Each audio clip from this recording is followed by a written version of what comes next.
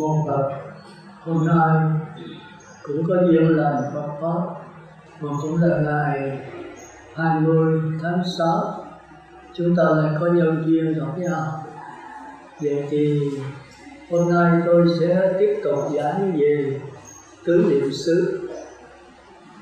Vậy trước khi đi vào bài giảng, cũng cầu chúc cho pháp hội của chúng ta cũng như toàn thể pháp giới chúng sanh đều chống đắc thành thánh quả, giảng sanh cực lạc và thành Phật đạo. Mô Phật. Vậy để tranh thủ thời gian, chúng ta đi vào tứ niệm xứ. Thì tứ niệm xứ chúng ta có tất cả 4 phần: niệm thân, niệm thọ, niệm tâm và niệm pháp. Thì 4 phần này cũng có 4 cách nhìn. Cách nhìn có 4 đường ác.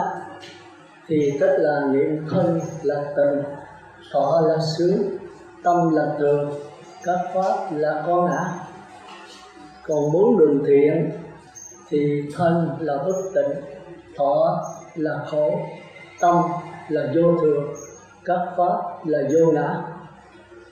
Còn 4 tiểu thánh thì niệm thân, như thân.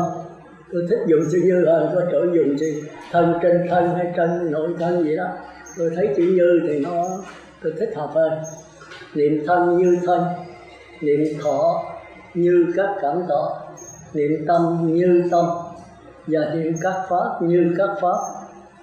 Còn 3 bậc tâm tôn thì niệm thân như thân, mà vẫn thị hiện, vẫn tùy tự, vẫn làm bộ. Thân là tịnh, thân là bất tịnh. Thọ cũng vậy, niệm thọ như là thọ thì giống các vị A La Hán, giống tứ thánh thôi, nhưng mà vẫn thị hiện, vẫn tùy tự, vẫn nhận dẫn. Gần như thọ là sướng và là khổ. Rồi tâm cũng vậy, tâm là như tâm, nhưng mà vẫn thể hiện tâm là thường, tâm là vô thường, để dấu hóa chúng sanh đấy mà.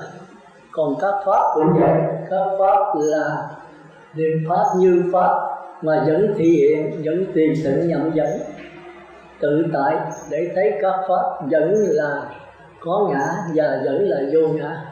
Thì đại khái như vậy. Nhưng mà để viết bản thì chúng ta thấy rõ hơn, giảng nó rành hơn. Một như chúng ta đi thẳng vào bài. Thì hôm nay chúng ta có thân, thọ, tâm và pháp. Thì ở đây đó, thân là tịnh,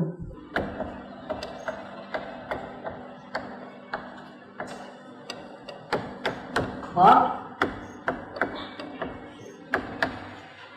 là có ngã. Còn ở đây đó thì thân là bất tịnh,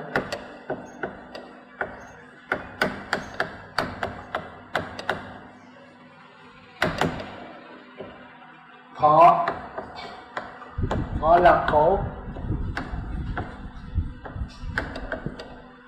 tâm thì là vô thường,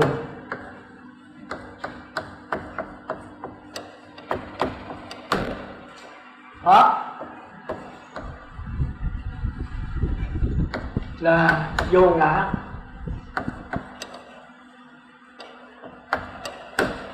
Còn tới đây thì thân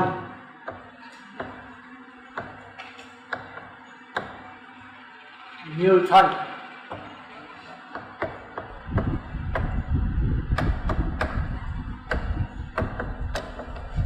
thọ như thọ, tâm như tâm, pháp như pháp.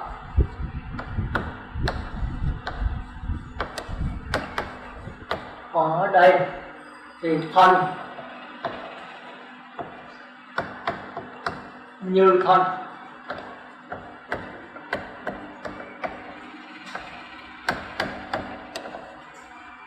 mà vẫn là tịnh và bất tịnh.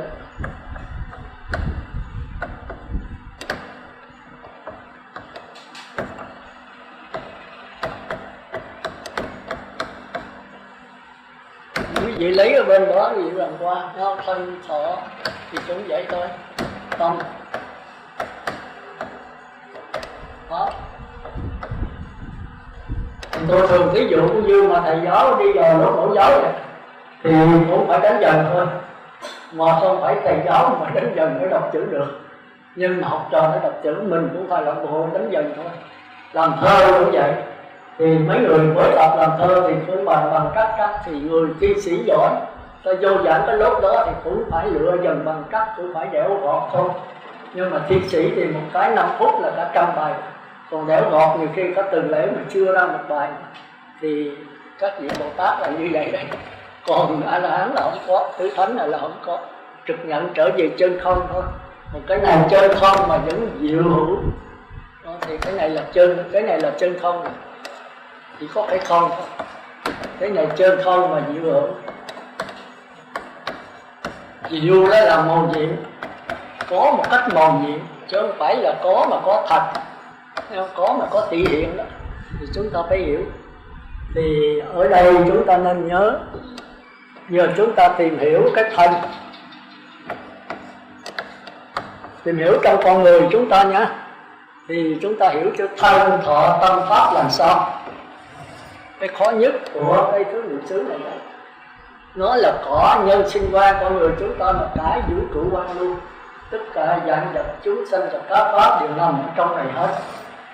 Bây giờ chúng ta tìm hiểu cái thân trước, để rồi chúng ta thấy mấy cái nhìn. Đây là cách nhìn của 4 đường ác mà trong kinh Nguyên Thủy đó, tức là Nikaya đó, kêu đây là tưởng tri.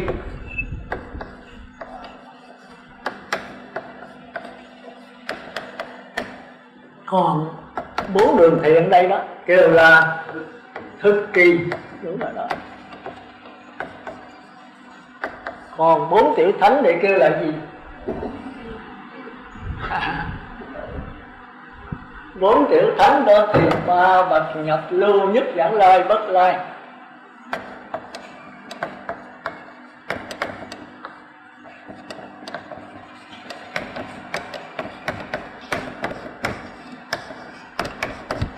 Thì trong Pháp Môn Căn Bản kêu là gì? Kêu là thánh tri, quý vị quên rồi.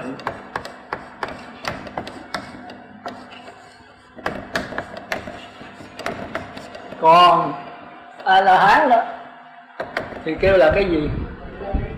Kêu là tuệ tri.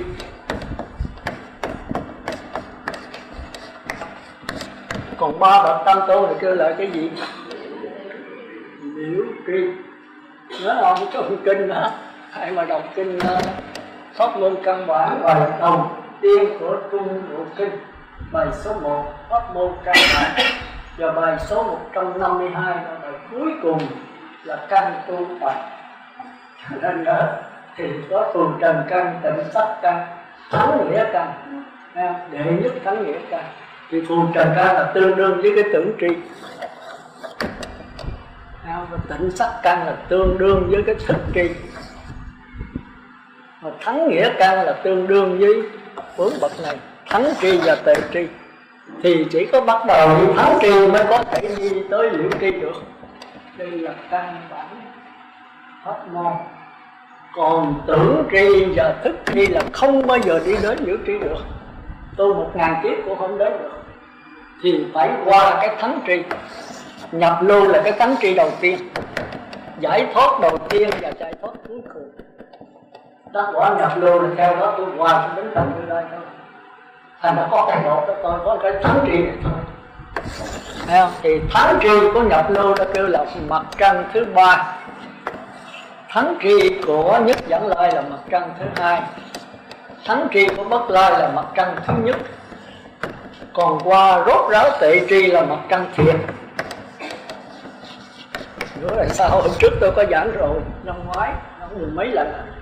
Tôi cho quý vị cái khái niệm thôi, bây giờ chúng ta đi thẳng vào khái niệm đó thì nó nhức đầu ấy. Còn khái niệm để chúng ta biết cái đạo Phật là như vậy. Đạo Phật là gì? Đạo Phật không là gì hết, mà đạo Phật là tất cả. Đức Phật giảng đủ thứ hết. Thành ra mình nghe mình thấy nó mâu thuẫn, nhưng mà thật sự nếu mà nắm vững cái này thì không có gì mâu thuẫn hết. Mình tùy theo chúng sanh nào mà giảng thôi. Nếu bốn đường ác đó tưởng kỳ thì Ngài giảng qua thức kỳ. Mà tưởng kỳ là cái gì? Chúng ta thấy không có hỏi về nhân quả và nghiệp cho bây giờ để ý. Ở đó là thiếu như trưởng nào. Không ai trả được hết, có người xin thánh là trả tương đối bằng thôi, xin 90%. Còn bên như cô thì thôi quá tệ.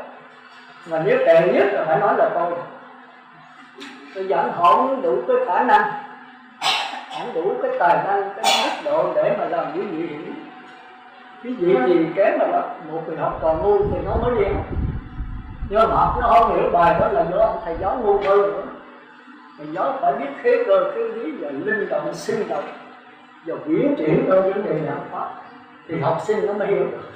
Ví dụ mà mình có một đứa cháu, một đứa em gì đó, nó học lớp 1 nó ở 3-4 năm, mình nói sao mày ngu quá vậy? Người ta mỗi năm mới lên lớp, mày 3 năm mà chưa lên thì dĩ nhiên nó ngu nó mới đi học. Nếu nó khôn đó là thầy giáo rồi. Nhưng mà đem qua ông thầy khác thì có thể là 1 năm là nó lên lớp rồi. Là do cái ông thầy không biết cái trình độ, cái khả năng của nó. Thì Đức Phật này tàn tình trong vấn đề đó, vấn đề mà giáo hóa chúng sanh. Thành ra mình mới thấy có cái thí dụ, ví dụ coi tôi coi không hiểu, mình thấy là Phật hay. Một chàng thanh niên đó sau khi rảnh rỗi hết rồi xin đi xuất gia, ông giữ 5 giới đàng hoàng, thì bạch Đức Thế Tôn, Đức Phật Thích Ca cho xuất gia, giao cho mấy tiền kheo. Tiền kheo cho ông 5 giới đấy, ông có tinh tấn có những giới kỵ cho 8 giới, rồi 5-6-7 bữa cho 10 giới. Từ lễ sau nữa là nửa tháng cho là 250 giới. Ông bắt đầu lại mấy tiền kheo sinh hoạt không. Ông nói ông giữ 5 giới ngoài đầu muốn chết, mà ông sao vô đây có mấy bữa là cho 8 giới, con từ lễ cho 10 giới, rồi bây giờ có nửa tháng thì quất 250 giới, làm sao con giữ nổi? Mà con giữ nổi mà con quậy ở trong chúng đừng thấy tiền kheo con tấn tăng gì rất là thích. Mà con quậy vậy là con tội thêm, cho con ra đời cho con ít tội, đi đây tấn tăng vì con mà tôi không được. Thì với tiền kheo thuyết pháp năng nghĩ gì gấp mấy cũng được. Từ một kiền ly và xá lợi thốt với những chúng tăng lợi năng nghĩ ông hỏi lại thì thấy hạnh kiểm rất tốt. Nhưng mà ông thấy ông giữ không nổi. Ở ngoài những gì bây giờ 5 giới đấy giữ còn nổi đó. Nhất là cái giới thứ 5, không ghiền các chất sai. Thì mấy ông thanh niên, mấy người nam là ghiền tùm lum hết, nhưng mà thích đủ thứ. Mấy ông nào hút thuốc, nào là uống rượu, rồi nào là coi đánh cờ tướng, rồi coi đá banh quốc tế, thì tôi nghe ông tùm lum á. Có một thanh niên ông vô trong tôi, ông tu thiền rất tinh tấn, ông thủ khoái đá banh quốc tế trốn ra ngoài, cho con ở nhà 5-7 bữa hết. Tôi nói sao vậy, ở đây không tu được, con nói trời mưa quá, nó mưa thiếu gì chỗ cho được. Cuối cùng tôi dí ông nói con gì đá banh quốc tế, ở trong này không có truyền hình, không có gì hết. Con về nhà con coi từ 5-7 bữa, rồi qua cái đá banh quốc tế con vô trở lại. Tôi nói ông cứ thật vậy đó, chứ đừng có giấu. Thì chúng ta thấy là cái gì của chúng ta linh hồi ngay bây giờ. Đó thì ông thanh niên này sau khi ông chịu không nổi ông xin thì mấy kỳ kheo là thánh tăng năng nghĩ cũng không bị nói không đúng tâm lý không. Tới trường mà ông sinh hoạt Phật thì theo trong luật Phật là không có cấm, năng nghĩ không được thôi, chứ không bắt buộc không có cái quy quyền trong cái cuộc sống của chúng ta đó. Và ông không chịu, ông bằng Phật thì mấy kỳ kheo mới cho ông về đó. Khi ông về thì đường ông nhớ chưa có từ giả ông Cầu Đà, mình vô mình gặp Đức Sư Phụ, mình vừa về là quên nói Sư Phụ trở lại, vô gặp Đức Phật. Rồi Đức Phật cười nói ông có tiền não gì trong giáo hội không, trong tăng chúng không? Nói không. Tôi còn hỏi lần thứ hai, nó nói sao mà con ra gì con thấy có giới luật nhiều quá. 5 giới còn nhớ nổi thì cho 8 rồi 10 giới cũng chết, rồi mất 250 giới. Hồi xưa thì thằng Thanh Tịnh là ta mấy bữa là ta lên như sư trưởng vậy. Tôi từng tội dắt chánh vô có 7 bữa lên tỳ kheo. Thì chúng ta thấy là để mà con người nó được ngàn nhìn cái là cho lên. Thì Đức Phật mới nói hay, đại tình vậy ít ra cũng phải vậy. Rồi nói tôi bây giờ con giữ 200 giới con sợ, giờ Đức Thế Tôn cho con giữ 1 giới thôi, con chịu không? Ông nói trời ơi, có cái vụ đó sao thế con? Con nói có. Bây giờ ông 250 giới, ông sợ quá, tao cho vụ 1 giới, phải còn 5 giới. Thì tôi đọc cái đó tôi chới giới á. Trời ơi, con tài tình quá. Thì giữ cái giới gì nữa hả? Thì chúng ta thấy thân nghiệp, khẩu nghiệp, ý nghiệp. Theo đạo Phật thân với khẩu không ăn thua gì hết. Ăn thua ở cái ý thôi. Bây giờ con tu ha, nếu có tư tưởng ác nổi lên thì con quá cái tư tưởng thiện, con đè nó xuống. Rồi khi mà tư tưởng ác nó bớt dần, còn tư tưởng thiện không thì con cứ nhìn, lặng lẽ nhìn tư tưởng thiện nó khởi như thế nào, cái mút xào của nó. Thì cái lặng lẽ của con chết là thật đấy. Không có cải sửa gì hết. Cái lặng lẽ nhìn nó thôi, như là tư tưởng ác thì nhìn không được à. Chỉ nhìn tâm quá tạm niệm thì con phải dùng tư tưởng thiện, nhất niệm con đè cái tư tưởng ác. Thành ra mình thấy ở trong bài học cho thất sĩ của mình là Lục Ngôn Phật Ngôn, chúng ta phải dùng tư tưởng tốt để đuổi tư tưởng xấu. Làm sao nữa? Mình chắc mấy gì không thuộc bài. Tôi là đọc cái đó hoài á. Cái bài của sư trưởng mình chỉ có là Lục Ngôn Phật Ngôn là có nhất. Cái đó là ở dưới tượng độ đó, tránh thường tôi đọc hoài. Ở đây tôi thấy đa số hỏng những tự là các cháu ăn cơm rồi nhiều cái hỏng đọc, không có đọc kinh. Tôi ở dưới là tôi đọc cái bài đó, tôi đọc bài đó Mỹ nói là dân xuống, chứ phải nhanh dần thì dễ được. Thành ra chúng ta phải dùng tư tưởng tốt mà đuổi tư tưởng xấu, và chúng ta phải chặt đứt các dây xích để tới niết bàn. Rồi đó tư tưởng chặt đứt là đè ép nó, mình phải tiêu diệt nó, nhưng chặt đứt là thấy rõ nó. Thì chúng ta không biết mắc gì hết, thì đó là chặt đứt dây xiềng ác, dây xiềng này. Nhưng mà từ dây xiềng ác mà đi qua chặt đứt, đi qua để thấy rõ không thể làm được. Từ tưởng tri này, thành ra quý vị phải nhớ bữa nay cả chiều nay trả bài lại ha, về vấn đề nhân quả và nghiệp. Cái đó là quyết định vấn đề mạng sống của quý vị, vấn đề luân hồi sinh tử. Như thế nào nhân quả, như thế nào nghiệp. Năm ngoái tôi giảng 10 mấy thời, mà năm nay kêu trả lời họ không ai trả được hết, trật nhiều quá. Có mình sư Khánh là 90%, còn bao nhiêu con sư gì đó cũng 50-60 thôi. Còn bên đây đâu quá tệ. Có sư cô nào có lớn nhất mà không biết gì hết. Thì cái tưởng tri này đó là sống theo bản năng. Mà chúng ta nên nhớ cái thân bất tịnh này đó. Mình thường nói cái thân này là cái thân này đó, nó sai, thiếu sót nhiều lắm. Cuộc sống của ai cũng phải có thân, có cảm giác, có tư tưởng. Tức là tri kiến. Thì cái cảm giác tư tưởng tiêu nhiều danh từ, quý vị phải nhớ. Tri kiến.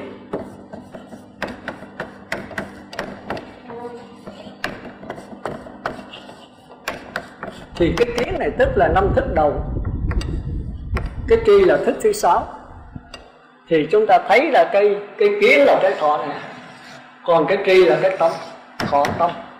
Hay là còn kêu đó là kiến này còn kêu là cảm giác,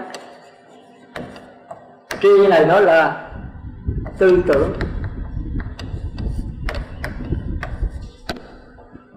Kiến là còn cái này còn kêu là kiến, còn kêu là thọ. Tri là tưởng, thọ tưởng, diệt thọ tưởng. Mà nếu không có 5 cái này, tri kiến này là không có tam giới. Thì chúng ta nên nhớ. Thành ra diệt thọ tưởng định là diệt 2 cái này thì tam giới mất. Vì A-la-hán nhập diệt thọ tưởng định rồi là không có tìm được ở đâu hết đó. Thì tam giới không còn, chỉ còn cái lặng lẽ hợp tâm thôi. Tri kiến còn kêu là tình tưởng nữa. Cái tình là cái này, cái kiến này, tưởng là cái này. Thành ra con thử là em nói thường tình tác đọa, thường tưởng phát thân. Thường tưởng là từ tức thiền tức phong, thường tư tưởng không có cảm giác, không có sắc thân. Nhưng mà vẫn có sắc thân, vẫn có cảm giác, mà các ngài đè nén, các ngài không được hết. Tập trung vào cái đối tượng đó rồi gạt cái chi bỏ hết. Còn cái Phật giáo là họ không có tập trung, không có gạt cái gì hết. Khi thấy rõ thì dẫn xấu ở trong đó thì mình biết mắt thôi. Thành ra hai quá nó giống nhau mà sao khác. Nên bây giờ chúng ta trở lại cái tưởng tri, tức là đối tượng ác, có cảm giác, có tư tưởng, như mà cảm giác về sắc thân, tư tưởng cho sắc thân, thành ra mới kêu là bốn người này. Cái cảm giác nó kêu là ngạ quỷ. Thì cái sống về trời đó chúng ta kêu là ngạ quỷ. Còn sống về tử đó chúng ta kêu là xuất sanh. Thành ra mà ngạ quỷ chưa có cái biết, chưa có sự phân biệt, tức là cỏ cây. Mà con người chúng ta là những người điên, nhớ phải ăn thịt chuột uống nước đường luôn, có cái cảm giác thôi mà không có sự phân biệt cái nào là tức, cái nào là côn, cái nào cái đó, thì cái đó kêu là ngạ quỷ. Hay là khi chúng ta thấy tiền, nó kiến tại ở nhà thấy tiền mà không bắt nào đưa nhiều tiền thì trời đó người là ngạ quỷ. Thân là thân rồi mà tâm là ngạ quỷ. Chúng ta thấy qua thì các bạn thì họ có người chết vì tiền, ngạ quỷ. Lấy hết tiền là tự nhận thôi. Thật là cái đời sống mình chỉ có tiền thôi, nhưng mọi tiền đó là không có sống, vô tiền là thất tử. Thành ra ngạ quỷ ngay trong cuộc sống của chúng ta. Khi đói bụng quá gặp món đồ ăn ngon nhào vô ăn thì ai chửi ai điện mặt kệ cứ ngồi hút thôi. Mình có hết đó. Mà nếu mà làm cái đó là mình lúc đó là không ngạ quỷ. Đạo Phật không sợ cái thân mà sợ cái tâm. Vì vậy cái thân chết rồi cái tâm còn. Mà nếu tâm tôi tâm ngạ quỷ thì tôi tìm thân ngạ quỷ dễ còn tay rồi. Thành ra chúng ta thấy thân chúng ta đây có đủ hết. Thật của ma Phật nhưng mà thân ngài là không phải. Thành ra cái tâm mới là cái chánh mà chúng ta còn gọi là linh hồn. Trước để chúng ta coi cái linh hồn nó không bao giờ chết. Mà nó ở đâu? Cái đó là nó ở ngay trong sắc thân. Mà nó không phải là sắc thân. Thì thôi chúng ta nhớ tử tri là vậy đó. Còn tới thức tri thì bắt đầu có nghiệp và có kinh nghiệm. Bởi vì hôm trước tôi giảng rồi nghiệp bắt đầu từ đây, còn đây chưa có nghiệp nha. Có dự án thì chưa có nghiệp. Tức là sống như bản năng, sống như cảm giác và tư tưởng, mà tư tưởng cho sắc thân. Sắc thân bên ngoài chúng ta có hai cái thân, ba cái thân đó. Thân mắt, tay, mũi, lưỡi, thân tóc, gọi là một trần căn. Trong căn bản tu tập có. Còn cái thân bên trong đó, tức là dây thần kinh thị giác, thần kinh thính giác, thần kinh xúc giác, thần kinh xúc giác, thần kinh vị giác. Nói là con người sống về thức tri là cõi trời với cõi người. Còn bốn đường ác này không có xài cái đó, không có xài cái dây thần kinh, có mà không xài. Không xài tức là không biết được đâu, chưa có tiến hóa. Còn có người ta sống bằng dây thần kinh, ta chết thôi chứ người ta đói chứ người ta không có chịu mà ăn như vậy. Nói nặng một tiếng là ta không chịu được, nó phải là chết. Chứ người ta không bao giờ mà sống vì ngạ quỷ. Người ta sống với các dây thần kinh bên trong. Thì cái này hôm trước tôi có giảng rồi. Ví dụ như con mắt tôi thấy cái bò thì đó là ngạ quỷ. Con mắt đây là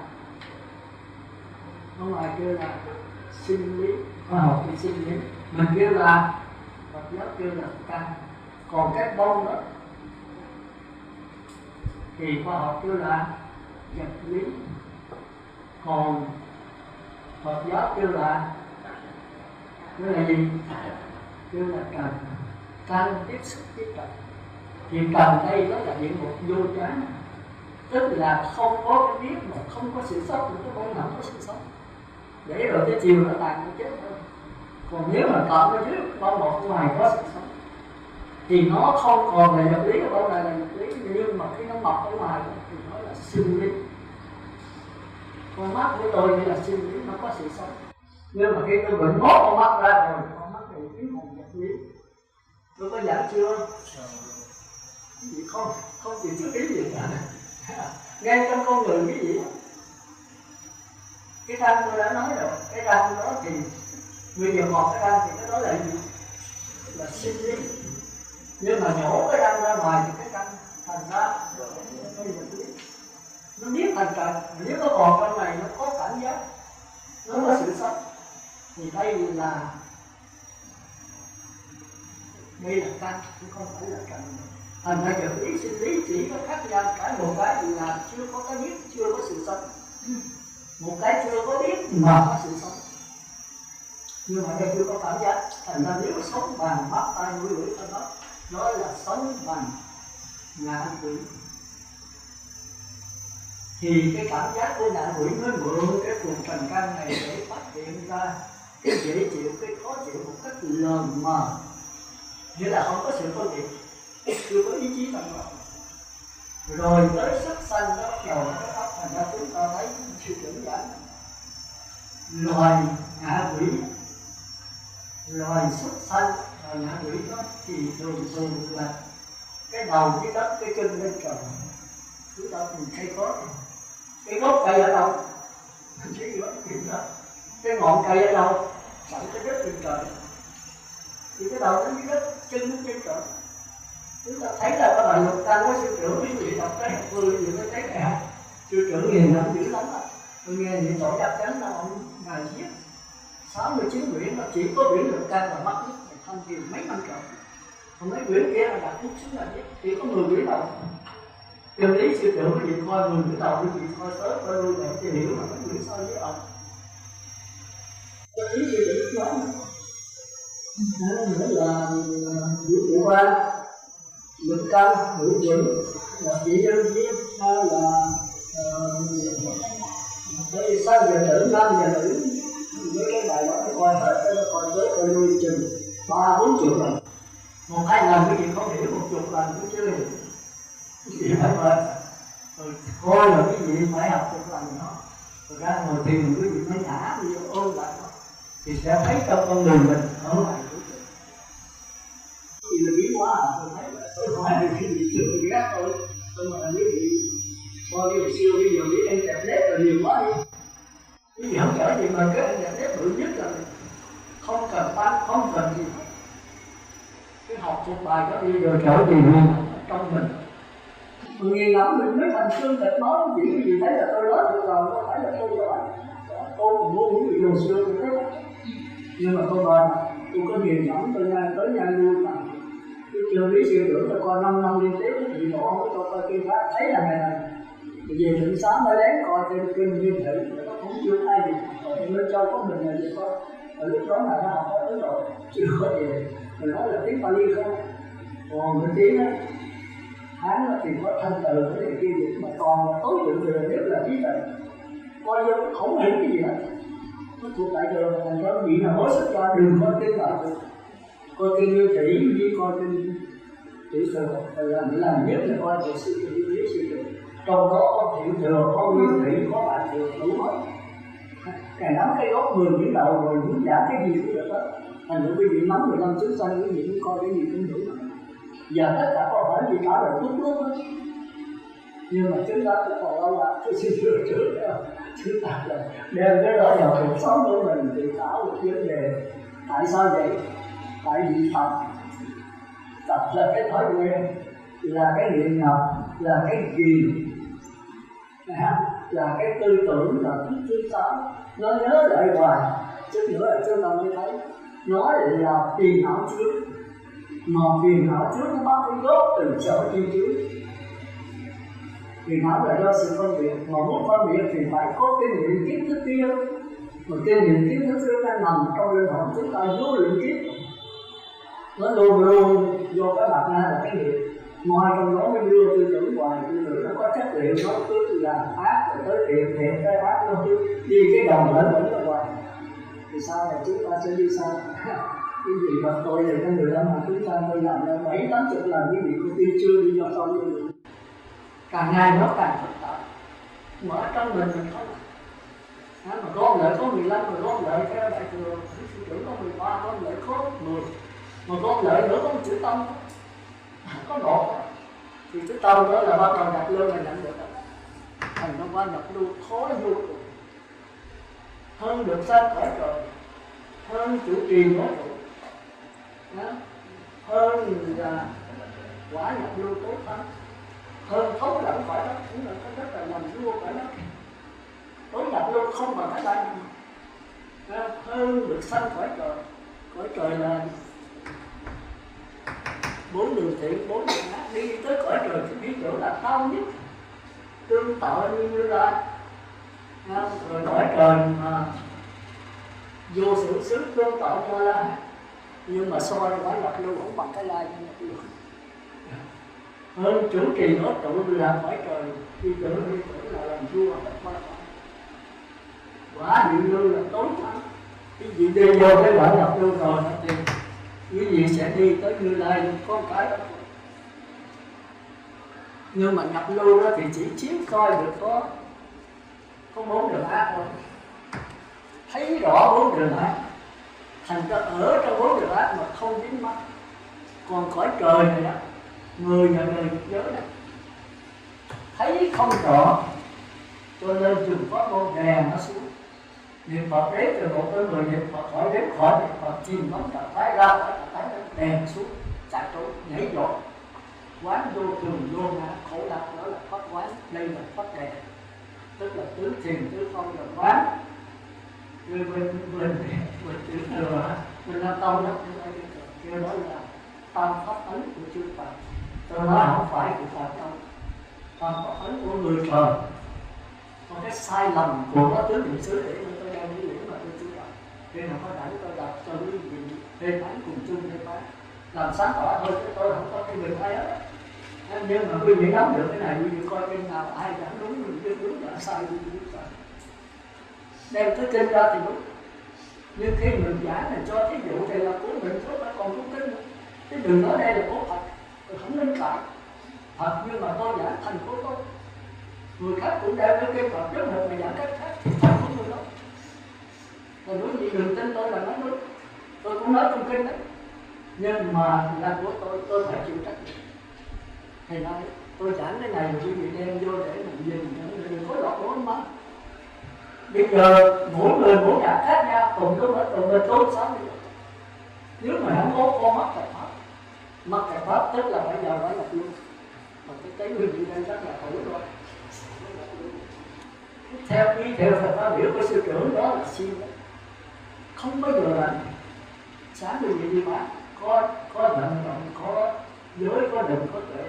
Sáng quý vị 7 giờ 8 giờ đi bán không vận động thì để tao bây giờ vào không nhận, chỉ có đi bộ là để tao tốt nhất.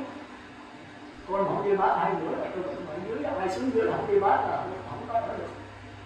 Nhưng mà phần gì nói tôi còn về ta xếp về thì của sư trưởng là cứ đợi rồi 11 giờ tụ con và kinh tới 1 giờ, tức là quý vị đọc bài Lục Nô Phật Nô kéo dài ra cho tới hết rồi tự nhiên rồi con cả là nửa tiếng rồi. Anh ngồi không đọc kinh phải xuống à, tôi thấy bây giờ các lên về rồi sư trưởng là 2 tiếng là một giờ ăn gì đọc kinh luôn. Rồi phải biết mình làm gì rồi, vì ăn cơm là gì, nó các tu lúc nào cũng tu. Nhưng mà lúc ngồi thiền, lúc ăn cơm là dễ tu nhất. Rồi lúc đi ra tiếp xúc, đi ra giảng pháp như vậy là khó tu. Tôi tu không được cái trực ngắn đâu. Còn khi tôi ở không vậy, tôi theo dõi cái thân, cái thọ, cái cảm giác của tôi theo mút mùa của nó. Còn bây giờ pháp đức trị không? Vì tôi nói sợ như chim tốt, tôi phải lựa lời nói là lựa rồi thì không bao giờ là bác nhã được. Bác nhã là tự do. Nó là sao nhận như vậy, không sợ ai kỳ gì hết. Tôi chưa được cái chỗ đó. Còn nếu mà lo rào quán sợ người ta thì nói tới lựa lời không còn bác nhã được. Nếu mà nhã cao thì được. Còn người mà ở trong cảnh thanh tịnh đi, biết mình đi đứng, biết mình đứng, lặng lẽ nhìn cái đi đứng của mình, lặng lẽ nhìn cảm giác mình phát khởi, lặng lẽ nhìn cái tư tưởng mình phát khởi, đi tới mút mùa, đừng phải bán gì hết. Thì không thể là như vậy. Và ra tiếp xúc như vậy mình còn sợ, cái thứ thưởng mình còn sợ, còn bắt riêng mình là làm sao làm giữ ý tất cả được. Thành ra những người mà ta đắc rồi người ta không ngán ai hết. Ta nói độ chậm vẫn nói thật. Bởi vì cái sắc thân là nhẹ, người biết họ chết cũng được. Còn tôi là chết tôi cũng còn sợ. Thành ra đó có, làm phải kiếm chỗ tránh mình theo dõi mình thời gian. Thành ra cái chị mà đắc quả nhập lưu như Triệu Châu này kia tự tu là nó phải 30 năm, 40 năm mới ra đánh đối lập như vậy. Mới ra làm trụ trụ. Cái thành tổ. Sư cô có hỏi gì hỏi. Đây nữa đó. Qua Phật cái Phật còn A-la-hán chưa có vào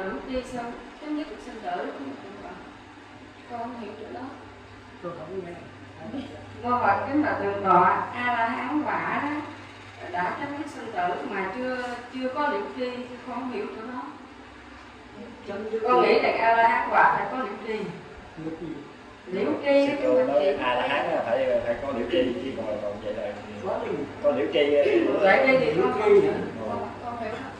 Để tôi dẫn tới, sư cô ngồi xuống, cảm ơn. Bây giờ chúng ta tiếp, để tôi đọc cái là tôi đi luôn, sư cô nhắc là hay, để tôi đi tùm lum. Thì bây giờ thích tri ha, là chúng ta thấy là thích tri bắt đầu cõi người đó. Từ đây mới là, cõi người đây mới là có nghiệp, tức là có ý chí. Nhưng mà không có kinh nghiệm, trước tôi có giảng rồi. Tới trời dục giới đó, có kinh nghiệm mà không có nhà đạo. Tới trời sắc giới đó, kinh nghiệm khá dài hạn.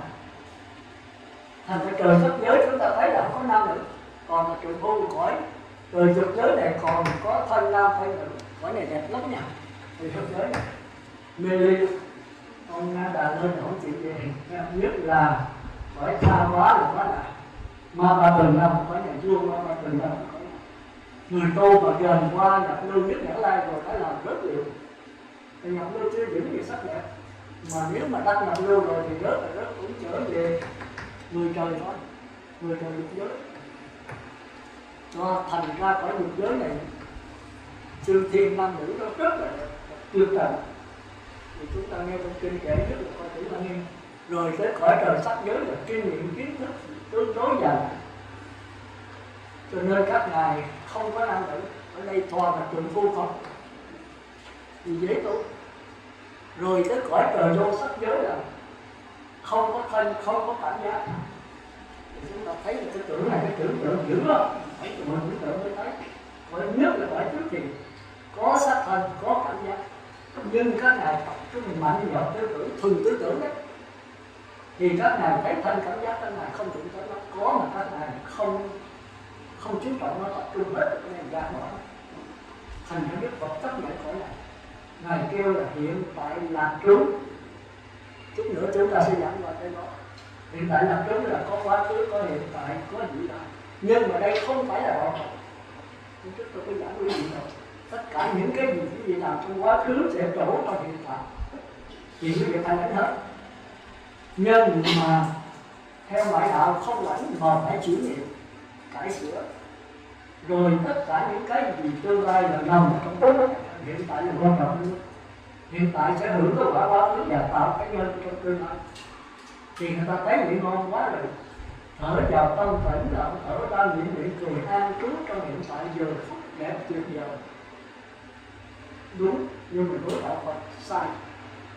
Không có hiện tại đâu. Không có hiện tại đâu. Nếu chúng ta thấy được cái sát na rồi thì quá khứ sát na đã qua. Hiện tại nó vừa nói hiện tại nó thành quá khứ rồi. Vị lai nói vị lai nó thành hiện tại. Mà nói hiện tại nó thành quá khứ rồi. Nó chuyển biến thành tất. Thì không có hiện tại phát na thì nó chỉ có cái hiện tiền thôi. Thì cái này nhập lưu mới biết được. Còn ngoài ra là các cõi trời này không hề biết được nó. Vì cái này nó là thoáng nhất. Trong cái kinh can giảng rất là quá khứ tâm bất khả đắc, hiện tại tâm vị lai tâm bất khả đắc. Mà chúng ta có cái tâm đã biết nhiều quá, nó vốn thành quá khứ chạy xa lạc rồi. Cái tâm vừa biết đương nay thì tên hiện tại nào ai thấy nào. Cái tâm chưa biết về sao vị lai chẳng có ước ao chi mà. Chứng lại ta và thế giới dưỡng sư thích thật hương Phật. Thì nó mới là đạo Phật. Còn hiện tại chỉ là đạo người trời thôi. Hiện tiền mới là đạo Phật. Thì cái đó chúng ta đi sao? Sau 15 mà trước sau từ đây mà chúng ta qua Phật lưu là chúng ta đã đi tới đó. Quý vị đã biết đầu chút. Là xin thưa quý vị phải làm như vậy. Còn không là tôi không làm gì nữa. Tôi nói trước. Tôi là tôi cái tánh tôi thật. Tôi giảng là quý vị phải nắm được cái gì. Nếu quý vị giao tôi hết là tôi không cho nổi gì. Tôi xuống xin thưa rồi đầu tiên tôi nói là không nổi rồi. Tức là tôi nói quý vị học tôi. Quý vị nói tôi học quý vị. Tức là không nổi. Còn quý vị mới tên hoài đi để tôi đọc diễn này làm sao nữa tôi có thân còn mau. Tôi giảng được tiếng rưỡi là chúng ta là 2 tiếng. Tôi giảng tiếng rưỡi quý vị trả bài nửa tiếng. Tôi đổi vậy là được. buổi chiều có cái duyên cái gì cả bài kia thì tôi biết kết quả. Rồi đó kỳ này tôi về tôi chán nản, tôi đã soạn cái bài là tính 5 căn qua 6 căn qua 9 kèm của Nguyễn Quỳnh. Tính cô tôi lên xuống nhưng mà tôi thấy từ rồi cả bài tôi chán nản. Tôi bỏ tôi lại. Tôi nói giờ mình cảnh thôi. Bây giờ mình chọn cho ông mấy xưa đây thấy sọt tác vô thì thôi. Cái gì phải học, tôi tinh tấn, tôi mừng, tôi tha thiết quý vị cũng phải. Tôi tha thiết quý vị, tôi thiết tha với tôi thì chúng ta học trao đổi với được. Lần này quý vị đến thân lên trên là kêu cả bài cả cái trên thôi cả được. Như vậy là lỗi của tôi. Lỗi từ quý vị thì không đúng thì quý vị tôi đi học, thì quý vị kém mới học. Mà tôi có biết trong tôi quý vị không? Phải đi Như Lai hồi nãy thì mà biết. 250 giới là người cho còn có giới đâu. Cái giới căn bản là ý nghĩa.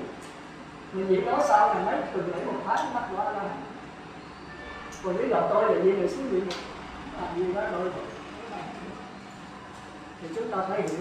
Thì bởi vì thông cảm cho tôi là tôi chưa đắc quả. Mà từ đây kêu xuống dạy thì một lần tôi phải xuống.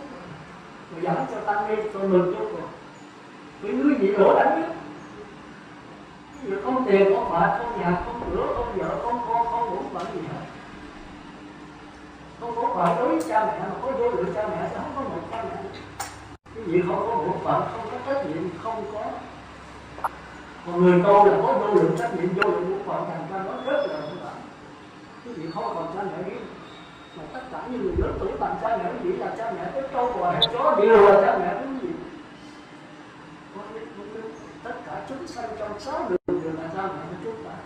Cho nên quý vị con phải viết là gì cả con kiến, quý vị con viết của nó là cha mẹ của mình không gì. Nó thể là ác của thằng kiến rồi. Thằng chúng ta thấy là cái gì gần nhất thì tôi cũng giảng cho tăng đi tôi rất mừng. Không về tăng đi mà tệ hơn cư sĩ. Nói là nói cư sĩ đây đó mà. Nói mà sư kêu tụi con nó đứng là cho con cả. Vì đến kỳ nhân quả là việc chúng con rào. Nhưng mà cả những bất mặt tăng đi. Mình sư kêu mấy lần tụi con không dám. Tăng đi ngồi đó là tụi con cả quá rào quá rầm thì tăng đi làm sao? Tôi kêu tôi cũng hơi ngại. Nếu mà cả rầm quá mà tăng đi không biết cái gì hết. Mà cư sĩ ta rất giỏi. Mà ở dưới không giỏi sao được? 1 tháng 4 kỳ chủ nhật tôi giảng 1 tháng 4 kỳ cứ 7 bữa gặp nhau. Mà không phải dễ vậy đâu. Mỗi người mỗi trả chứ không phải một người đâu. Ai mà trả giỏi thì có cầm giấy, ai mà trả giỏi thì cầm giấy của mình làm mà không giỏi tôi làm, người ta làm, người cầm cái giấy đó. Thì tôi biết cái trình độ tôi giảng tiếp. Còn mà tệ quá tôi phải giảng trở lại. Còn đây tôi muốn thử trình độ sao mà tôi đi sâu hơn nữa. Thì tôi thấy thất bại hoàn toàn. Nghe bên cạnh nó tôi sư soạn bài được khổ thấy thôi á. Không phải tôi vậy thôi. Thì cái này nếu tôi chắc mình hãy xin không lợn nhau nữa. Nhưng khi tìm với lại nếu gì tinh tấn thì tôi có nói chiều hay là trả bài. Trả lợi nhân quả vậy. Mà nếu mà một lần quý vị có tha thiết á thì tôi sẽ qua cái thiết trình của 5 tuổi. Rồi tiến trình 5 tuổi qua 6 tháng. Rồi chúng ta sẽ đi qua 5 thức đầu, thức thứ 6, thức thứ 7 và thứ 8. Khi chết rồi còn biết thức nào. Và thức này nó luân hồi như thế nào. Chúng ta có thể làm chủ lấy cái thức không? Hay là chúng ta chấm dứt gọi cái thức không đầu tay nữa được không? Chúng ta có thể tùy thuận tự tại được không? Nhưng mà nên nhớ là bánh vẽ nha.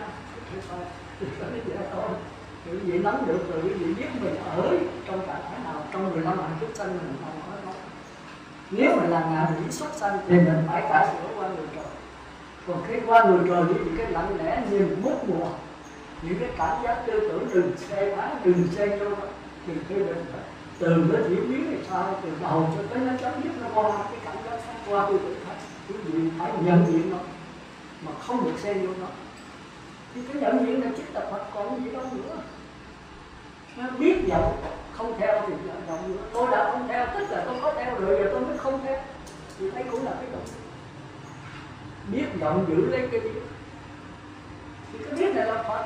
Còn biết giọng mà không theo thì kẹt rồi. Chúng ta thấy mình nói là tôi không có là chủ trách ai hết nha.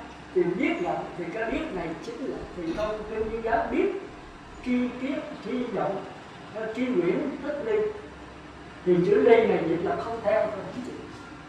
trong kinh có, nhưng mà tôi dịch là biết vọng ly, tức là biết vọng, không dính mắt. Thì chữ ly là không dính mắt, tức là tôi ở trong vọng mà tôi thấy được cái vọng, tôi dựng lấy cái tay tôi biết, tôi thấy cái vọng. Thì là tri quyển tức ly. Ly đây có nghĩa là ở ngay trong quyển mà không dính mắt, tôi gọi là ly. Còn người dịch là ly là chạy trốn, nó biết vọng không theo nữa, mà vọng ta không theo. Mình có theo đâu mà không theo. Nếu mình có theo thì bây giờ không theo, mà có theo thì là vọng. Bây giờ không theo cũng là vọng, không là vọng thiện, cái gì là vọng hết. Vì thấy là cái dịch nó có, tôi là biết vọng là không dính mắt. Tri quyển tức là ly quyển tức giác, không dính mắt là Phật. Ly quyển tức giác mà không dính mắt. Ly quyển theo tôi là ly quyển là không dính tức giác, giác là Phật. Thì ai không dính mắt người đó là Phật. Phật là gì? Phật là không dính mắt. Sống trong tam giới mà tùy thuận trong đó, vào lúc tổ giáo dạy nhưng mà vẫn là thầy giáo. Cũng tập đến giờ người giống hệt nhau nhưng mà không phải đến giờ nữa. Luôn luôn vẫn mất rồi. Một vị Bồ Tát mà thấy chúng sanh khóc thì Ngài hiểu rõ những lúc đại, nhưng mà Ngài không hề làm không. Ngài vẫn khóc. Một cái khóc Bồ Tát khác là khóc chúng sanh khác. Chúng ta phải hiểu cái đó. Tôi thông cảm cho tôi. Vì bây giờ tiếp để trả lời những sự quan đó. Thấy không? Thì tới cái này, những thân như thân, thọ như thọ, tâm như tâm, pháp như pháp. Thì A-la-hán là thân, thọ, tâm, pháp đều thấy nó là chân không. Thì thường thường chúng ta thiêu, thì chúng ta thấy cái này kêu là, chúng ta nhìn cái thân, thọ, tâm, pháp này theo bên bốn đường ác có mà thật. Bốn đường thiện đó thì có mà không thật. Còn bốn tiểu thánh nó không có mà cũng không thật luôn. Có nhiều cách giảng lắm, thì quý vị tùy cái thích cái nào thì theo cái đó. Còn ở đây đó, thì không có không thật mà vẫn thị hiện có thị hiện thật như dần dần. Thì không là như vậy. Nghe? Thì quý vị thấy có mà thật thì do sắc thân này có. Sống hoài trường tồn. Thì bốn đường ác vậy mới lo sắc thân, mới lo ăn mặc ở bệnh, lo sắc tài danh lợi thực thiền, hay là lo sắc thiên hương vị xuất hết để về cho cái căn bên này. Chúng ta ăn ngon là cái gì ngon? Thì có cái lưỡi ăn được chẳng ngon.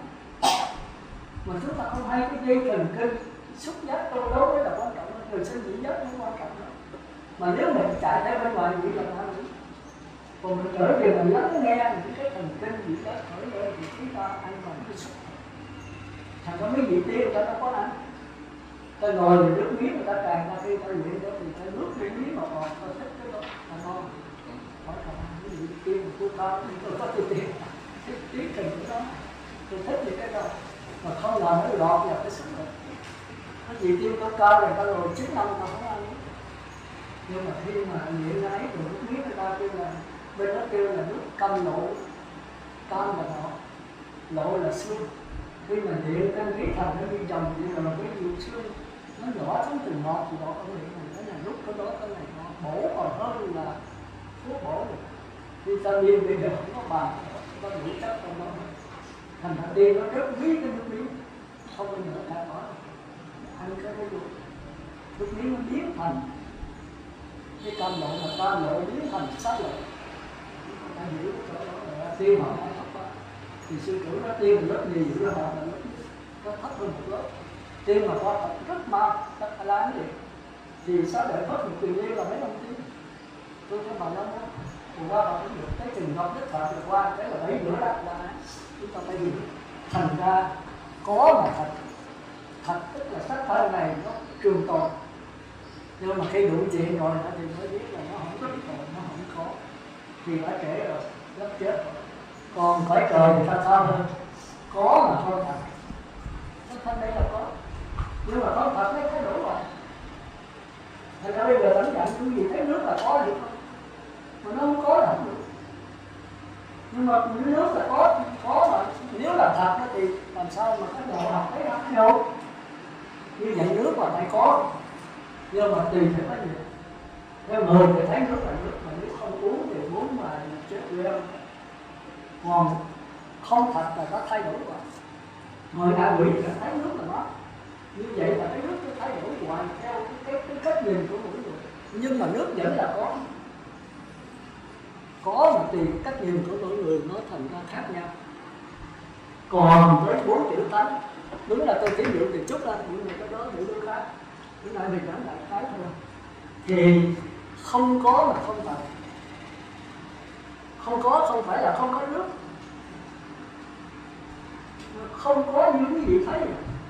Nước là máu, nước là H2O, nước là nước là điện tử. Đều sai với sự thật hết. Sai với chân lý.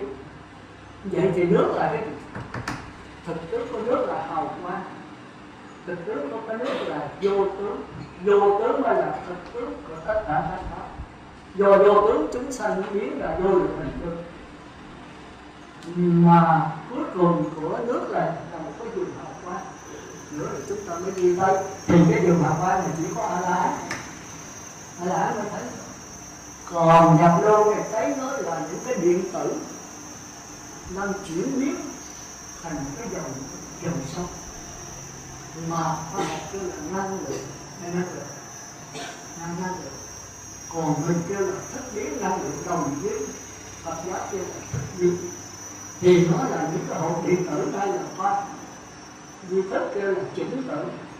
Nó là những cái điện tử đang nối nhau chạy như một cái dòng nước. Rồi nếu nhập lưu mà nhập nước quả thì thấy cái điện tử là biến mất, nó còn cái dòng nước liên tục. Thì đây là ai là gia của mình đấy, nó không mất nhưng mà nó chuyển biến. Thành ra trong kinh nói hành chuyển như bột lưu. Hành là liên tục, chuyển là thay đổi mà liên tục. Mà đã thay đổi thì không có, chỉ có hào quang thôi. Rồi tới nhất giả lại thì cái dòng nước này, cái điện tử biến mất, còn cái dòng nước có lúc nó chảy quá nhanh thì còn cái dòng nước và cái vùng hào quang đi. Rồi nếu bớt lan nữa thấy cái dòng nước biến mất, chỉ còn cái vùng hào quang rực rỡ nhưng mà hơi mờ, chưa là vô nhân. Còn tới A-la-hán thì cái vùng mờ biến mất, chỉ còn một vùng hào quang rực rỡ huy. Ai vũ trụ tôi nói sợ tôi không sao để tính ra bữa ra phải lại giải sâu nữa. Thì A-la-hán nó nhìn nó có thành ra cái nhìn nhập lô đó thì thấy nước là những cái điện tử, thấy sắc thân là những cái điện tử. Ban đầu thấy sắc thân đi thì có đi, nhưng mà đi sâu rồi nhập lô thì đi tới nhập lô quả. Nhập lô đạo là thấy cái sắc thân có thân đi, nhưng mà không có tôi đi, phải tôi là cái tư tưởng khen được thân đi. Rồi nhìn cái sắc thân ngoài, cái thân chỉ là những cái điện tử đang nối liền với nhau. Rồi nhìn sâu nữa thì thấy không có điện tử mà thấy một cái vùng năng lượng đang chuyển biến. Còn tới nhất giả lai thì thấy cái vùng năng sắc thân này là lúc là vùng năng lượng, lúc là hào quang. Thành là kêu là hương minh ghê tới xuyên sở hay là chọc trời. Rồi tới bốc lai thấy cái sắc thân này chỉ là cái vùng hào quang rực rỡ hơi mờ. Rồi tới A-la-hán thì xuyên qua sắc thân này nó là cái vùng hào quang rực rỡ không có như mình thấy. Tới A-la-hán nhìn mới đúng, còn nhập lưu nhất giả lai đang trên con đường luôn. Thành nó mới nói nhập lưu là thắng trên có thể đi tới địa kim. Cái gì bây giờ tôi nói sao rồi tôi nhớ lại.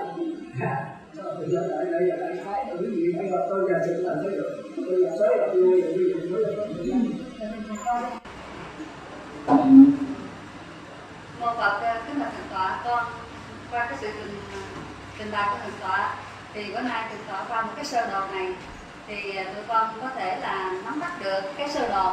Các con chỉ nắm bắt được sơ đồ thôi, nhưng mà đưa vào cái chi tiết của sơ đồ thì qua cái tứ niệm xứ mà của 4 người ác á, tức là thân thọ tâm pháp của cái 4 người ác, thì thượng tọa nói rằng qua cái giảng của thượng tọa thì nó nằm trong cái tưởng riêng, nhưng mà nãy giờ thượng tọa trình bày cho chúng con nghe là qua cái thân. Nhưng mà rồi chúng con rồi bây giờ còn qua tới bên đây nữa thì chúng con sẽ bị hụt hẫng ở cái 4 người ác này. Qua vì thường tọa cái chủ đề là tứ niệm xứ thì cái thân con đang thắc mắc rằng về cái thân thì thân này không phải là chỉ sắc thân, mà cái thân này là chỉ luôn cả thọ tưởng hành thức. Kính bạch thượng tọa có phải là vậy hay không? Nếu mà người gì thượng tọa đã trình bày cái tưởng tri, khi mà thượng tọa trình bày cái tưởng tri thì cái tưởng tri nó có cái kiến và cái tri, thì nó qua cái thọ và cái tưởng rồi, thì như vậy thì chúng con sẽ hiểu như thế nào qua cái tứ niệm xứ của bốn đường ác khi thân thọ tâm pháp. Thì nãy giờ thượng tọa trình bày cái thân không, thì trong cái thân đó nếu mà qua cái tưởng đó, qua cái tưởng tri đó, thì nó đã có liên quan đến thọ và tưởng. Như vậy thì qua cái pháp, qua lúc đầu thì gọi nó cái, tức là bây giờ con không nắm rõ được, tóm tắt là con chưa nắm rõ được cái thân thọ tâm pháp từng chi tiết như vậy, mà thực tọa chỉ nói cái tưởng tri qua thân. Như vậy thì chúng con xin thực tọa cho chúng con rõ luôn thọ tâm pháp. Thì thân thì nó là tịnh, thọ nó là sướng, tâm nó là thường, pháp nó là ngã. Thì như vậy cái phạm trù của cái tứ niệm xứ của bốn đường ác chúng con nắm thật vững, thì khi đó chúng con sẽ qua bốn đường thiện, bốn tứ thánh và tam tôn, chúng con dễ nhận hơn. Nếu qua cái bốn đường ác này chúng con nắm không rõ, thì qua cái kia chúng con sẽ bị thực hành. Con xin thượng tọa cho chúng con rõ nãy giờ chưa có qua cái giai đoạn của thọ, của tâm, của pháp, và sự liên đới như thế nào giữa thọ tâm pháp này với cái thân mà thượng tọa vừa trình bày. Thì cái thân đó con nghe qua nó cũng có đã thọ với tưởng rồi. Thì như vậy thì như vậy là chúng con sẽ bị lúng túng trong khoảng này. Chúng con cảm thấy là con bị lúng túng ở trong cái khoảng giữa cái ngũ uẩn này, giữa cái thân thọ tâm pháp. Thì thân thọ tâm pháp cũng tức là ngũ uẩn, mà qua sự trình bày của thượng tọa con bị lúng túng trong đó. Con xin trình bày cho con được rõ. Cảm ơn sư con. Có phải các thắc mắc cái đó, nhưng mà tôi nói hãy nghe tôi qua trong cái chục năm nữa. Rồi chúng ta phải làm sự so sánh, chứ tôi không làm sẵn cho quý vị không phải dễ dàng vậy đâu. Tôi giảng hết, rồi quý vị sẽ nối kết, sẽ so sánh, rồi quý vị sẽ hiểu bốn đường ác, bốn đường thiện, tứ thánh và hoa một tâm tôi cũng có tiến trình của tuổi hết. Nhưng mà do cái chấp, chúng ta luân hồi sanh tử là do thụ, do khắc ái, do nghiệp, do chấp, do chính mắt, do nghiện hạt, do ghiền. Nó cũng là cái chữ tập này thôi, nhưng mà thầy có cách giảng, nói nhiều cách giảng, thành ra tiến trình của tưởng dường như nó đi xa hết. Nhưng mà mình dính mắt ở đâu thì mình chỉ sống ở đó thôi, còn mấy cái kia nó chỉ biết mình chả hay mà. Và lần tiếp quá mình mới biết được. Thì cái này tôi giao cho quý vị, sư cô thì đó cẩn thận mà lộn qua thôi. Chứ mà bữa tôi giảng trong một cái thời tôi tiếng rưỡi mà giảng hết cả vũ trụ, cả sắc thân mình từ thân thọ tâm pháp, thì tôi không làm nổi. Tôi không đủ điều kiện để nói, không đủ danh từ để diễn, tôi phải từ từ. Như dòng mong quý vị hiểu bốn đường ác trước, rồi hiểu bốn đường thiện, rồi hiểu tứ thánh, rồi ví dụ làm cái việc so sánh thân của quý vị, không phải của tôi. Cũng như nhân quả là nghiệp của chúng tôi giảng rồi, mà tới chừng quý vị so sánh thì so sánh không nổi.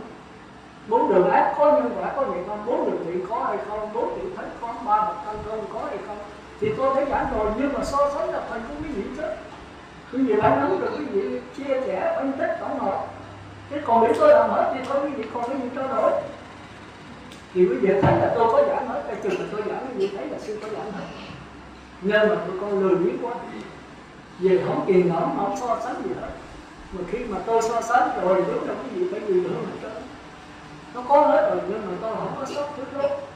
Cũng như 15 hạnh chúng sanh này là trong kinh có hết, nhưng mà sắp như vậy là do tôi, sắp 13 là do sư trưởng. Thì ngài phải chịu trách nhiệm, tôi phải chịu trách nhiệm, nhưng mà cố là trong kinh không phải tôi đặt ra. Chỗ nào cũng có hết, nhưng mình gắn gom lại mình ngồi mình tha thiền sắp để rồi về tu mình không có lạc vào hữu ma, giúp cho tất cả mọi người tu không lạc vào hữu ma.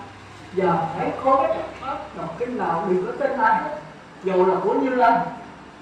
Mình phải nói tất cả bản dưới định huệ để ứng dụng tính hạnh nguyện. Chúng ta tưởng cái là nguyện với định huệ là khác, để ứng dụng các một thứ thôi. Nhưng mà chuyên nhiều kiến tự, cũng như tri kiến nãy nhưng biết bao nhiêu kiến tự. Thì bây giờ cái sư cô hỏi nó tôi xem bị gửi lại sư cô không có giải. Tôi đã làm hết cái gì làm biết không suy nghĩ gì hết. Nhưng mà sau những cái sư cô hỏi đó, sư cô thấy tôi có giảng rồi. Nhưng mà lựa chọn sắp xếp cho so sánh là phần của sư cô, phần của mỗi người, chứ không phải giao cho tôi hết. cho tôi hỏi là tôi không xuống nữa, tôi không đọc cái gì là biết quá, cái gì mà ăn nửa chừng nó mới ngon, ăn nhiều đó thì nó mất ngon, nó giận mất khôn mình no thì mất ngon, ăn phân nửa thôi, còn phân nửa để cái gì làm, thì là tôi giảng cái gì tôi không có giảng thành thật, nhưng mà trong đó có là nếu mà so sánh thì thấy tôi giảng rất là, mà không so sánh thì tới tôi giảng tùm lum hết, nhưng mà so sánh lại thì có 15 năm tạm niệm, nhất niệm, vô niệm, niệm vô niệm, vô niệm, tôi đã đưa cái giấy xuống cái gì hết rồi, thấy không? Tôi nói tôi rồi, cái gì bỏ sao tắt chi chịu rồi, cái giờ tôi giảng trong đó, nhưng mà nhất niệm nó tạp niệm như vậy, cái tạp niệm nó diễn biến làm sao? Thì đây tôi đi vào tạp niệm đó, đi một chút thôi, rồi nửa giờ cái gì khác đi một chút nữa, còn nhất niệm cũng vậy, cái diễn biến nhất niệm là sao? Đó, thì bây giờ tôi giảng 4 đường thiện rồi, cái gì so sánh giữa cái có và thật và có và không thật, thì tôi giảng ra rồi, cái này không có là cũng không thật, cái này mới thật sự. Không có không phải là không có sự vật, mà không có như quý vị nhìn vậy. Quý vị nhìn đó là nước, là nước H2O, nước là máu, nước là điện tử, đều tập theo cái chân lý là nó không có hình, không có tướng, không có tướng mà làm gì mà quý vị nói nó là H2O, nó là máu, nhưng mà có cái hào quang, có một cái dùng hào quang, có một cái dùng năng lượng, có một cái dùng thức biến, có một cái ai là giao thức, ai là giao thức thì khoa học trên là năng lượng, chỉ có năng lượng thôi. Tam giới di tâm dạng pháp di thức, tất cả các pháp diễn biến này chỉ có thức thôi. Rồi mình chụp đủ sao thì mình phải chịu, cái thành ra nó không có, mà không có những cái gì nhìn, mà không thật là nó thay đổi vậy. Nó thay đổi chu kỳ, quý vị thấy gì đấy, mà thay đổi sát na quý vị không thấy. Sát na mới là thay đổi thật. Sát na tức là, tôi thường nói sát na là cái dòng nước. Còn sống đó là sống ác là 4 đường ác, sống thiện là 4 đường thiện. Còn sát na không phải sống mà nó là cái dòng nước chỗ thành ra tất cả sống ác và sống thiện. Tôi giảng một cách đó. Rồi hôm trước là tôi giảng về nước, sống, dòng nước là biển, có không? Thì trong đó là người ta nặng tôi giải về cách khác. Thì 4 đường ác, 4 đường thiện sống không thể đi tìm dòng nước được, không bao giờ tìm. Sống thì có pháp môn, có thầy, có bổn sư, có tu từ từ, có gai, có ý chí. Núi cao, ý chí tôi cao hơn, biển rộng, ý chí tôi rộng hơn. Nó tập kế tăng nhất xứ là vô sự bất thành. Là tập trung một cái, tập trung lâu, kỹ, lâu, sâu, cái gì cũng làm được hết. Nhưng mà làm thôi không được. Khó cho đó. Chúng ta muốn làm tiên, làm trời, chúng ta tập trung cho kỹ cái đó là tập trung là thành không, chứ không phải là trí tuệ. Mà tất cả thành công là phải nương vào cái trí tuệ là cái dòng nước. Mà dòng nước thì có dòng nước chảy chậm, dòng nước chảy vừa, dòng nước chảy nhanh, rồi dòng nước chảy thần tốc. Thì dòng nước chảy chậm nhất là mình thấy nó có hình, thì đó là nhập nước đó. Rồi khi nó chảy nhanh quá thì cái hình này nó lúc về hình, lúc là hào quang, nó tập chờ, chưa ghê đó. Rồi nó chảy thật nhanh nữa, chảy xiết nữa, thì chỉ còn cái dùng hào quang thôi.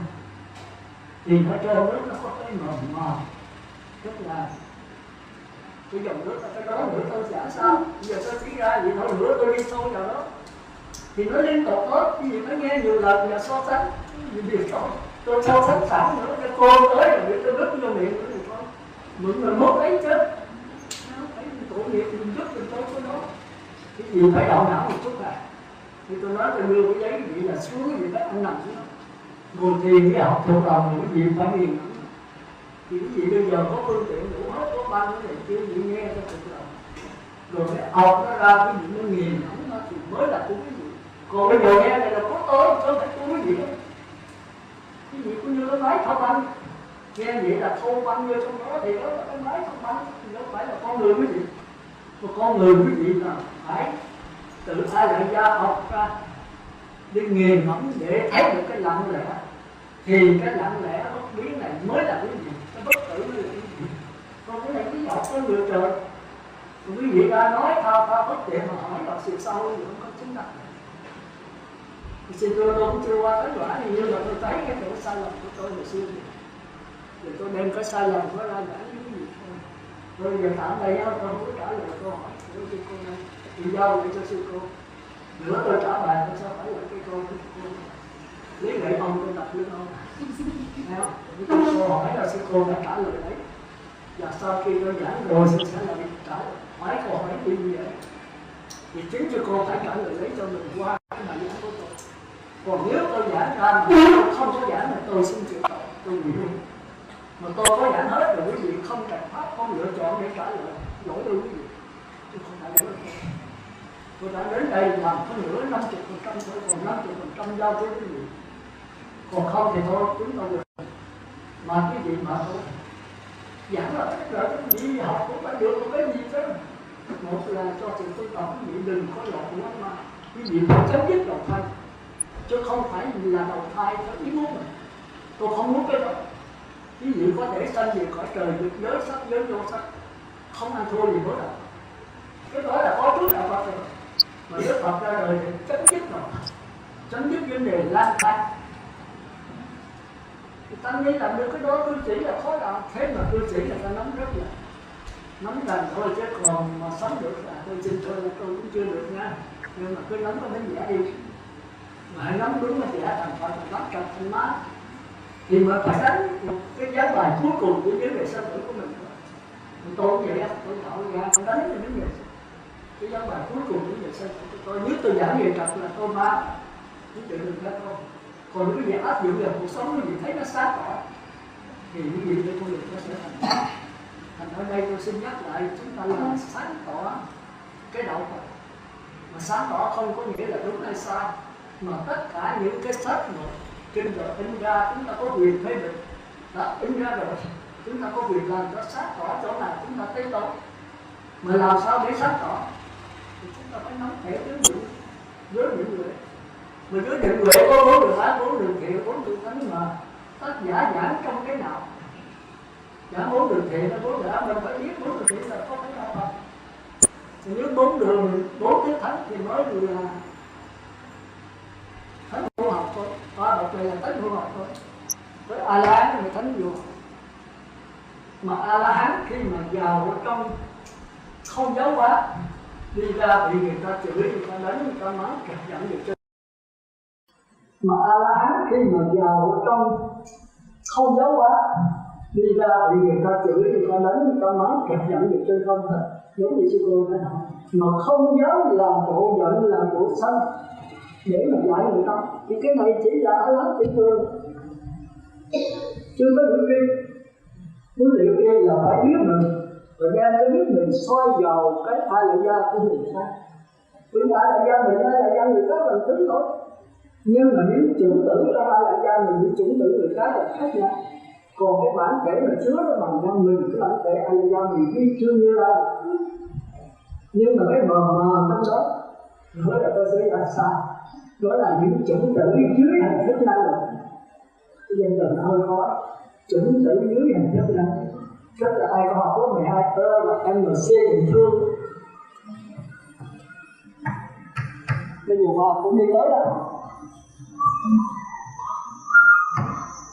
M đây là vật chất mát, là energy tức là năng lượng, C là tốc độ ánh sáng 300.000 cây số một giây. Thì chúng ta thấy tốc độ ánh sáng 300.000 cây số một giây. Một giây đó là 1 giờ có 60 phút 60 giây.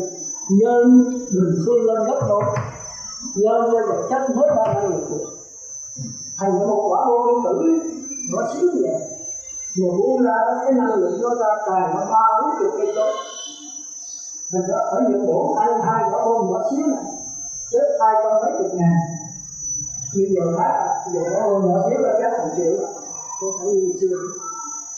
Bởi vì chúng ta biết cái vật chất nó là do năng lượng gom lại thôi. Chẳng hạn như bây giờ tôi nói gì mà tôi giảng nhiều lần mới hiểu đấy chứ. Chẳng hạn như H2O thì H này đó là một điện tử dương ở trong, một điện tử âm ở ngoài. Thì cái này âm, cái này dương, thì chúng ta kêu đó là hydro. Còn nếu mà 16 điện tử dương ở ngoài này 16 điện tử âm. Thì cái này kêu đó là oxy. Chỉ khác nhau điện tử thôi. Bây giờ nếu mà con bán thêm 15 điện tử âm vào trong này nữa thì nitro biến thành oxy. Tôi lấy với 15 điện tử này nữa thì oxy biến thành nitro. Còn vàng đó là người ta khoái nhất đó, người nữ khoái nhất là 180 điện tử. Tức là bên trong này, bên trong đó là 180 điện tử dương, ở bên ngoài đó 180 điện tử âm. Thì biến thành vậy. Như vậy là khi cho một điện tử âm chúng ta bắn vô 179 điện tử nữa thì nitro biến thành vàng liền. Bây giờ họ không muốn biết cái cõi này đó thành vàng giống như cực là vẫn sao được thôi. Nhưng mà tại sao họ không làm? Bởi vì các ngài dùng cái máy móc bắn những cái điện tử âm, bắn điện tử dương, bắn điện tử âm ra, bắn điện tử dương vô đó thì cái giá trị tốn kém nó tương đương như vậy. Làm rồi là không có lợi lộc. Còn mấy điện tiên thì ta hay hơn. Cũng như con cá là bao nhiêu điện tử nó không biết. Rồi bây giờ các ngài mới bắn điện tử vô thì trong chừng 3-4 tiếng, 5-6 tiếng thì cái con cá biến thành. Còn mấy ông tiên đó thì cao hơn, mấy ông tiên ta cầm con đá cắt bạc con cá, rồi tưởng chú. Nắm vào tâm, nắm vào bạc, nắm vào mắt, con để ảnh năng sắc, nắm vào việc mà kẹo nó bắn những cái điện tử vô trong cục đó. Thì có đừng có điện lửa như đó mà, cái chuyện có điện lửa như đó. Thì cái một cái này họ nắm từ 5 phút 10 phút thì có biết thành vậy. Hay khoa học, thành ra công thủ thanh niên nói cách nhà khoa học bây giờ là những dân tiên ở trên đó. Còn cái kia là ta một thần tiên, siêu tiên. Người ta tu mà cái sắc thay mình thôi. Thì chúng ta nhớ ở đây là Đức Phật dẫn nó lên khỏi trời thao quá, không thấy khói có tiên nó đẹp quá. Thì Đức Phật kêu xuống ở đâu không xuống được. Đức Phật kêu lên đi. Con phải ở đây mấy tiên này làm sao được con bỏ được. Nó còn đẹp hơn vợ con được. Vì nó ổng chơi cưới là con cưới là cái con cưới đẹp quá. Rồi Đức Phật mới kêu để với ngài mà cắm cưới đó. Rồi Đức Phật đi xe lăn. Đức Phật đi về. Đi ăn xong Đức Phật tiếp lại khóa con người ông hơi thấm thấm. Đức Phật bây giờ nó đá cho ông lửa. Ông lửa rồi ông đang đi khóa đi nữa Đức Phật đi về. Cái ăn xong là đi về ông chạy theo thế tôn khỏi cái mất. Đức Phật chiều cái thần thông ông đi 2 qua trước là đưa qua hắn tiền. Trước các đạo Đức Phật trước cũng đưa ông tới. Tại vì nó định xóa. Thì sao Đức Phật mới tiếp theo lại thoát gì? Ông mới vậy. Đức Phật cho tôi xuất gia đi. Ông chịu. Thì chịu với kêu sáng là bắt đầu đầu xong xuất gia đi. Thì ngay cái ngày đám cưới thì chưa đầu còn nữa là ai đi xuất gia rồi. Con chú là đã rồi. Cuối cùng đó là đêm đó ông ngồi thiền, ông nhớ vậy. Chứ không là một Đức Phật thiết thì lắm. Nhưng mà khi mà ngồi chiêu lạnh rồi các bạn Đức Phật cái gì cũng có cái chứng tử. Phật thiết ông nặng quá, quên đi làm. Ông nói con chú ơi, con nhớ con chú quá. Ông này cũng quá cũng là trời. Cứ tiền cho tôi cũng được. Bữa đêm ông làm quá rồi, nhớ con chú. Bây giờ ngày tấn hôn người ta mình chưa có gặp tôi chưa bị chơi và cái việc cả nội. Rồi cuối cùng ngay sáng thì em bé như vậy. Chứ thời nay đó thôi ông ra ông đi bắt chúng ta. Thì ông đi theo, ông đi nhớ lắm đi rồi mai cái bắt lại là tập theo lúc đó. Đi qua cái đường đó cái đường trái có con khỉ cái, cái đường trái xếp rồi tôi chạy hết tiền. Nếu mà cái con khỉ cái này với con chúa không ai đẹp hơn. Rồi cái con nói gì kỳ vậy? Con chúa của con là cành vàng đã lọt, con khỉ cái là lọt xuất xanh rồi nó trái nhé hết cái nào. Nó như con gà quỷ vậy, mà phải so sánh với giờ con. Tức mà từ rồi tôi nói vậy hả? Thì ngày bây giờ tôi lên các hỏi trời là sao không lên nữa? Lên cái này nếu ông tu thành phong tắc sơ thì gì vậy? Thì ông mới lên được. Thằng này ông không có thần ông mốt gì hết. Ủa bây giờ cái mấy ba đã được của Đức Phật trời ông mới được đó. Thì do đó ông thấy thì này thủ quá đẹp quá ông như vậy. Ông không chịu được. Người Đức Phật nói ông về không được. Con phải có thần thông với tu đó thì cái tiên nữ nói ông muốn lên đây ông phải lập quyết thiện. chứ còn cái thế tôn đi xuống không có kiềm định, không có đột được mọi người nữa mà cái định thế tôn là mọi người vì bọn mình làm tham gia cái nhận thức không phải là sơ tiền gì tiền không có được gì nữa ở chứ trên tiên nữ chúng tôi được không biết vậy sao quên vậy nói trở về thì chúng ta thấy thì nếu là công tác nó truyền tự được thì lên cái đó còn nhờ đó được những cái tôn mà đi xuống rồi mà không đổ có được xuống lại không rồi thì những cái cõi tiên nó có nhiều cõi thì thiên nhiên thần tiên đại giác thiên tiên thì đại giác thiên tiên lầm tưởng mình tương tự với cái Phật thì thôi chúng ta phải nói cái khác chứ tôi nhiều chuyện lắm nói là chúng ta thì chúng ta nên nhớ tới A La Hán này thì tức là ta sống đời sống là thiên nhiên nghĩa là cái tỉnh thức họ chánh niệm tỉnh nhất 24/24 không có một chút tư tưởng nào hết chi kiến thanh tịnh chúng ta coi cái là thử cạnh xe nha giới thanh tịnh tâm thanh tịnh kiến thanh tịnh đây là với người trời thôi từ đây có qua đoạn nghe thanh tịnh là chưa đạo cái đạo chi kiến thanh tịnh nhất là đạo chi kiến thanh tịnh gì hết là nó không còn tôn nữa không còn đạo cái đạo của cái niệm sinh tử chẳng sao chi kiến thanh tịnh đây là Allah Đức Phật nói phải vô tưởng xuất pháp niết bàn mới được tức là phải bỏ đi ra giáo hóa chúng sanh thì bắt đầu mới là có cái liễu tri cái biết của ông đó là cái quá thành vụ thôi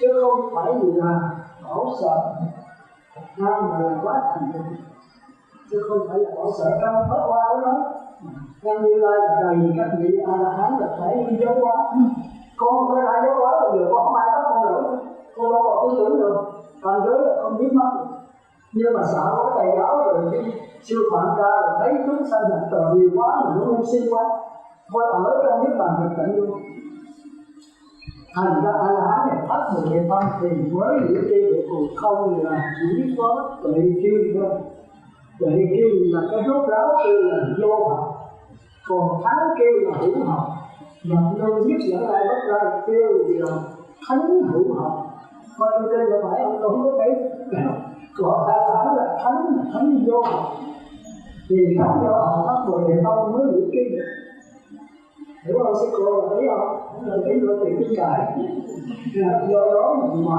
A La Hán thì cô nói tại sao A La Hán không liễu tri cô không nói A La Hán không liễu tri mà A La Hán như tôi vẫn chịu pháp bồ đề tâm thì không liễu tri còn nếu pháp bồ đề tâm thì liễu tri còn chân là khó nếu mà A La Hán rồi mình vô cái niết bàn thực tịnh mình thấy cái sướng quá nó hạnh phúc tuyệt đối thì chúng sanh thôi vô lượng vô đi mời rồi độ thì làm hết A La Hán thì chỉ thấy người độ chúng sanh độ thì người được độ là chân không nhưng mà chân không phải vừa đủ chân không A La Hán thấy là chân không nhưng mà chúng sanh thấy vẫn khổ mà mày nói chúng sanh không thật khó thì đúng rồi không thật khó nhưng mà đối chúng sanh nó thấy vẫn là thật khó rồi là làm sao rồi A La Hán nó còn kẹt ở cái chỗ phân biệt thấy là người độ chúng sanh độ và người được độ thì được chân không là không có tiền như độ là cái gì mình Như Lai ông thấy không thiệt là đúng nhưng mà những người ở vị đó thấy khó là thiệt làm sao còn có người thấy khó là không thiệt làm sao ông phải làm bộ số là như khó là thiệt ông mới nói ông có độ mấy cái thứ cốt phải làm sao ông phải làm số đảng thứ cốt rồi thứ cốt là một người giết một người ông số đảng một người phải giết người được ông đỡ cái giỏi hơn đó thì nó thuộc ông với tôi là số đảng mà tụi đó giết nó không độ được ông giết ông độ được thành ra cái đạo Phật cái đề xuất chết không quan trọng mà vấn đề chết mà tiến hóa hay là chấm dứt tự họ cái đó mới quan trọng cái thân khẩu không vô chỉ có cái ý niệm thôi người khó gì phải nắm nhau làm cái gì với cái tâm như thế nào hôm trước tôi có ví dụ rồi một người ăn mày cái vô sinh người thứ nhất là một đại phú gia giàu nước đất người mà mất sẽ như có một chó rồi cuối cùng ngay cái bữa đám cưới con là cái ông ăn mày vô sinh buộc lòng hết đó tin là mấy người đại giàu đại phú gia trên ấy không người nếu mà không cho mình đuổi ra thì mất mặt mà cho ít quá thì con không được rất không quá thì mình cho 50.000 thì con gì được thành ra phải mất 200.000 cho tiền tiếp chưa từng cho ai mà mặc giàu của cải nhưng mà cái tâm không có giàu thì quý vị có phải nói ở cái tâm cũng cho là không tiếc không làm bằng cái bụng nói thôi mà nó nghe mai này đến nữa là tụi chờ tao đô mình nhá bữa nay là có khách quý quá tao không nổi là đủ này ra mà cho ít ra tao coi nó đủ 200.000 đối với tao là lớn mà giàu nước đất nước trời không ai bằng nhưng mà do cái vật chất là cái tâm nghèo mà làm sao thành ra đạo Phật không quan trọng cái vật không quan trọng cái hoàn cảnh quan trọng là cái tâm này rồi tới người cái gì đó là một người nào mà không bằng nhưng mà cái tâm thương rồi người ta đem có 200.000 ra cho thì thấy nói từ việc ông quá ông cũng tuổi tôi ông 8 mấy tôi cũng 8 mấy mà tôi đầy đủ hết ăn mặc sang xua đầy đủ hết rồi ông chỉ nói rất thôi á phải đi xin từ bữa ăn tôi thấy từ việc có nếu ông có đói cứ có nữa là đến đây tôi sẽ cho ông tiếp tục cái tâm thì tốt thôi tâm cũng cái gì nhưng mà nói là cái này không cái này tốt cái tốt thì tốt thiệt nhưng mà nó là cái suy giảm còn cái ông kia là cái sự thật thì cái độc đó đi là tốt nhưng mà không giải thoát không chấm dứt đồng thay ông làm ngay bây giờ là cõi trời thì chết sanh như cõi trời thân người là tâm trời thì kiếm cái thân trời sanh như vậy phải không cái gì có đồng ý không cũng đồng ý thì phải thì còn tôi chịu cái câu hỏi đó nếu rồi là mấy người sư cô nên là ý thì có học nhưng mà câu hỏi sư cô rất hay nhưng mà bây giờ thì sư cô đứng lại để cho tôi thì tôi có giảng nhưng mà tôi không có sắp xếp để cái gì sắp xếp hơn cái gì phải làm gì chút xíu hết giờ tôi tính giảng bữa nay cho rồi cũng rồi đi qua đây một chút theo thành ra cổ sư cô đã hỏi thì A La Hán không phải là không liễu tri nhưng mà phát bồ đề tâm hay không thành ra cái bồ đề tâm là quan trọng mình đã hết cái tâm muốn là tất cả hành chúng sanh rồi tới bò vai mấy triệu cỏ cây đất đá đều thành Như Lai hết lấy hết cái tâm này cho tới đất đá địa ngục ngạ quỷ đều thành Niết Bàn thành Như Lai hết thì tôi mới phải bảo sao lấy hết chuyện này không chưa chắc là tôi đã không chịu nếu còn một chút sao đau khổ nói là còn ba mấy triệu đất đá địa ngục vũ giá vô giá mà chưa thành Phật thì tôi nhất định không thành Phật Như Lai nào phát hiện vậy mới thành Phật được mà cái đó ai nói không dám làm mà nếu làm nó thì nhát nhát thì ra biết chi Phật cái chi giá hai cái này là một nha duyên giá đó là gì biết không duyên giá là giác ngộ 12 cái nhân duyên do Đức Phật giảng giác ngộ đó mà duyên giác mà chưa dám tìm nhận đâu á thì cái cảnh kia A La Hán không linh lợi chúng ta đã nhớ có 9 vị A La Hán này A La Hán có được không A La Hán có 5 không A La Hán có 6 không A La Hán có 1 không đó là nội tạng còn ngoại đạo nó có 5 không thiên nhãn thiên nhĩ ta không thành túc túc tạng là nội tạng không có thì có bao nhiêu không mà cứ nội tạng mà không phải là không nội tạng là không còn nghĩ nữa quá khứ không có hiện tại có vị lai có chỉ có cái hiện tượng rồi tôi nói sợ vậy nó cũng nằm trong đó thôi thành ra Đức Chi Phật thì ra đời không độc Phật chúng ta còn kêu là độc nhất nhìn những cái cảnh đời nhìn cái lá cây rụng xuống các ngày mỗi nhân viên này thành người cũng nhiều biết nhất nhưng mà ra đời không có Phật mà các ngài đi làm quê với chúng sanh để đền ơn trả nghiệp trong khi chữ nói là xuất chữ này có ba hại Đức Chi Phật và độc nhất Phật thì chúng ta phải hiểu hai cái này là một thôi đó không phải hai rồi duyên giá ra là nó Phật Đức Chi là không có Phật đó thì chúng ta phải hiểu còn ở đây đó thì các ngài thể hiện ra cái đấy hết đây là bao gồm có hết tất cả coi như vậy là tạm đủ hết hết giờ rồi buổi chiều đó mà chứ là tôi nói được tôi nhá bây giờ đó là nó quay trên nổi gì sao nếu bị tha thiết là tôi xuống nữa là cái gì nữa còn thôi tôi rồi nếu bị tha thiết tôi xuống nữa tôi sẽ chọn bài đưa cái gì trước những cái đại khái sự diễn nhìn cũng là sao tôi giảng cái gì coi là không hiểu đâu nhưng mà có một cái số vốn trong anh lại ra tôi giảng cái gì sẽ hiểu cái gì coi là cái gì rồi cái gì sao chứ nó có đó đâu không có nói để giải thoát rồi mất cướp và những ai giảng mà đeo tới cái chiếc sâu. Mà nếu sai của mình phải thấy mình phải làm hết rồi. Đừng có sợ giàu có là hầu qua cũng như lên. Chúng ta nên nhớ chúng ta kính Như Lai, chưa từng bao giờ sợ Như Lai. Cái kính khác nó sợ, người mà vì lại Như Lai, người mà có kính thì có gì. Người không lại mà không những kính, cái này nó thật sự. Thành ra quý vị phải nắm ở cái mặt. Dù làm cái việc gì như vậy, nếu có đủ nhân viên ví dụ cái việc đi xe bị lại cái quy là sao bị xuống lại được. Nhưng mà như vậy hỏi lại được cái gì có thích sao? Nhưng có tâm những thành phúc. Còn bây giờ cái vụ lại phạt một mình không có tự lại mà cha mẹ nếu mình lại. Vì lại cái tâm cho mình đâu ra. Thì phải lợi lại thôi. Nhưng mà lại cái này là lại mới thấy là cái tâm không thích. Thì phải nắm cái chỗ đó, nắm những cái chỗ đó. Thành ra đạo Phật là đạo của tâm, được tâm là được tất cả. Tôi chung cái sự tự đó. Thì thôi, phải như đây đó, thì đủ thì có bàn, tôi giải quyết được. Thì cái gì cả thì thôi. Nó về thôi. Cả nhân quả làm việc. Nhưng chiều trải nghiệm chút đó, mình thử ở bên Thanh, tôi phải ba, bên Nhi phải ba. Rồi tôi sĩ ở đây, tôi thấy 10 người thì hộ hết 9 người. Mình biết người ta có nhân viên thì đúng thôi. Tôi vào 4 ngày cũng được. Nhưng mà mấy năm trời, mấy năm trời thì có tiền thì nắm được rồi. Nhưng mà sống là khó. Có một số thứ đó lắm dấu pháp rằng rồi càng nhiều cái nhỏ này. Nhau rằng sư cô là tan rồi bị dí hết. Sư cô tan rồi gặp cái hết đó thì chiều sau của tôi thì làm sao mà trả lời cho được. Thành ra cái gì là tôi nghĩ là tôi. Đệ tử sư đó bác nhã giỏi lắm. Nhưng mà bốc nhã cũng nhiều. Thì tôi đã chịu thôi. Trong đệ tử sư giáo pháp nếu sư dạy hết là bác nhã không. Mà nói là do tôi nó bất nhã. Nghĩ dẫn một số đệ tử mình đi hành là dạy ghé tự phá rồi vô là không ổng nhiên. Nói lại Phật sự tùm lum tụi kia đi rồi Phật sự đi hút thuốc của người kia mà làm biến dị thì làm sao. Nhưng mà tự ái. Thì tự ái đâu nhớ là thầy thì sao phải chịu cho.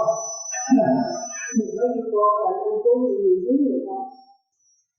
Thì coi như con phải làm không? Tôi phải nói là chẳng phải nhà thơ cứ nói thôi. Chẳng gặp tiếng khách, chẳng nhân kiều tiếng. Thì ta không biết vậy đâu mà con trai có bác giả mà lấy cái chiều sau. Bây giờ con biết hai người dẫn chiều sau là chiều mới đó hát. Bây giờ đạo nó còn phải người trời thôi. Thành ra con mới nói là con có vô đây là của mình. Đây có đạo người còn đạo Phật này nó mất rồi. Chỉ còn này thôi. Chúng ta tu có đối trị. Người có đối trị đầu cho tiền đâu, đầu cho tịnh độ, đầu cho tứ niệm xứ, đầu cho ấy niệm thân có tịnh độ của con là hết nước là mà nếu không qua đây là không qua đây. Nhưng mà điều đó nói là phải dơ lắm thử. Thành ra Pháp ông nào cũng nhớ vậy. Mà nếu không đi qua nước điện làm sao qua nước điện đó. Chỉ có tiền tâm một người không mà. Bất là như vậy. Gió mạnh thì chưa chỉ cho ta tiếp hết rồi. Đúng vậy là Pháp được. Mình đưa qua đó. Tới ông với Hạnh La là công án phải đọc. Rồi cái thiền tâm mất. Công án là gì? Phải đầu 1.000 mấy trăm công án. Còn là cái pháp nước tự là cái đề một để mà làm cho tất cả tư tưởng đều tin. Thì chúng ta đã biết nhiều không? Thì chúng ta thấy cái gì rồi nó một chút đó. Thì tưởng ra thì có chỉ lấy cái gì có môn là tôi không có pháp môn. Thì sư quay 69 điểm là nhất Phật.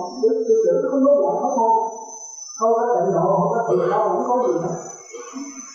Thì đó là chánh nhân của qua cái địa độ là địa độ phải có môn gì hả, có pháp môn. Thì hãy hồi đó sư trưởng nói sao ông không để tâm không. Thì trở gì có không được được. Lợi này ở để tâm không dễ trở gì không được được. Thì Phật tử nói sao con để không là để gì sao? Rồi nó để cái tâm yêu lạnh không nó con để không được cứ để. Thì nó con để không được thì con cứ để lại thì nó không nội lợi là không nghĩ. Thì nó thì tôi nhà tôi có hỏi con một câu thì thầy nói để con tư tưởng gặp này hay là gì. Thì đến là sao phải ông chấm là cái gì? Thì nó con gian mà tư tưởng nó nói sao ông học thì tôi mệt. Không để tâm không cho nó khỏe. Thì nắm cái tâm không để mà chứ không. sau này xây dựng giá thì để trong con trở thì không có cái được thì có cái ốc hồn này là của cái tiền thân sống thôi, nhưng mà làm sao cái con thân đó thì nào cũng biết thì nó phải để con thân đi, nó không không thành được một cái nhận thì mình bị chịu con thân, cái con thân nó khó quản không chỗ nào thiền pháp, cái không có vấn đề đó, không có vấn đề thánh của khẩu thiện đó. Rồi cái này phạm nhân thôi thì nói đó là cái chuyện đó thì mình nói đi con thân. Một chuyện hôm nay trước khi bắt đầu đi vào hành tràng thì xin quý vị trả bài cũ nha, rồi tôi sẽ tiếp tục giảng nếu còn thì giờ nha.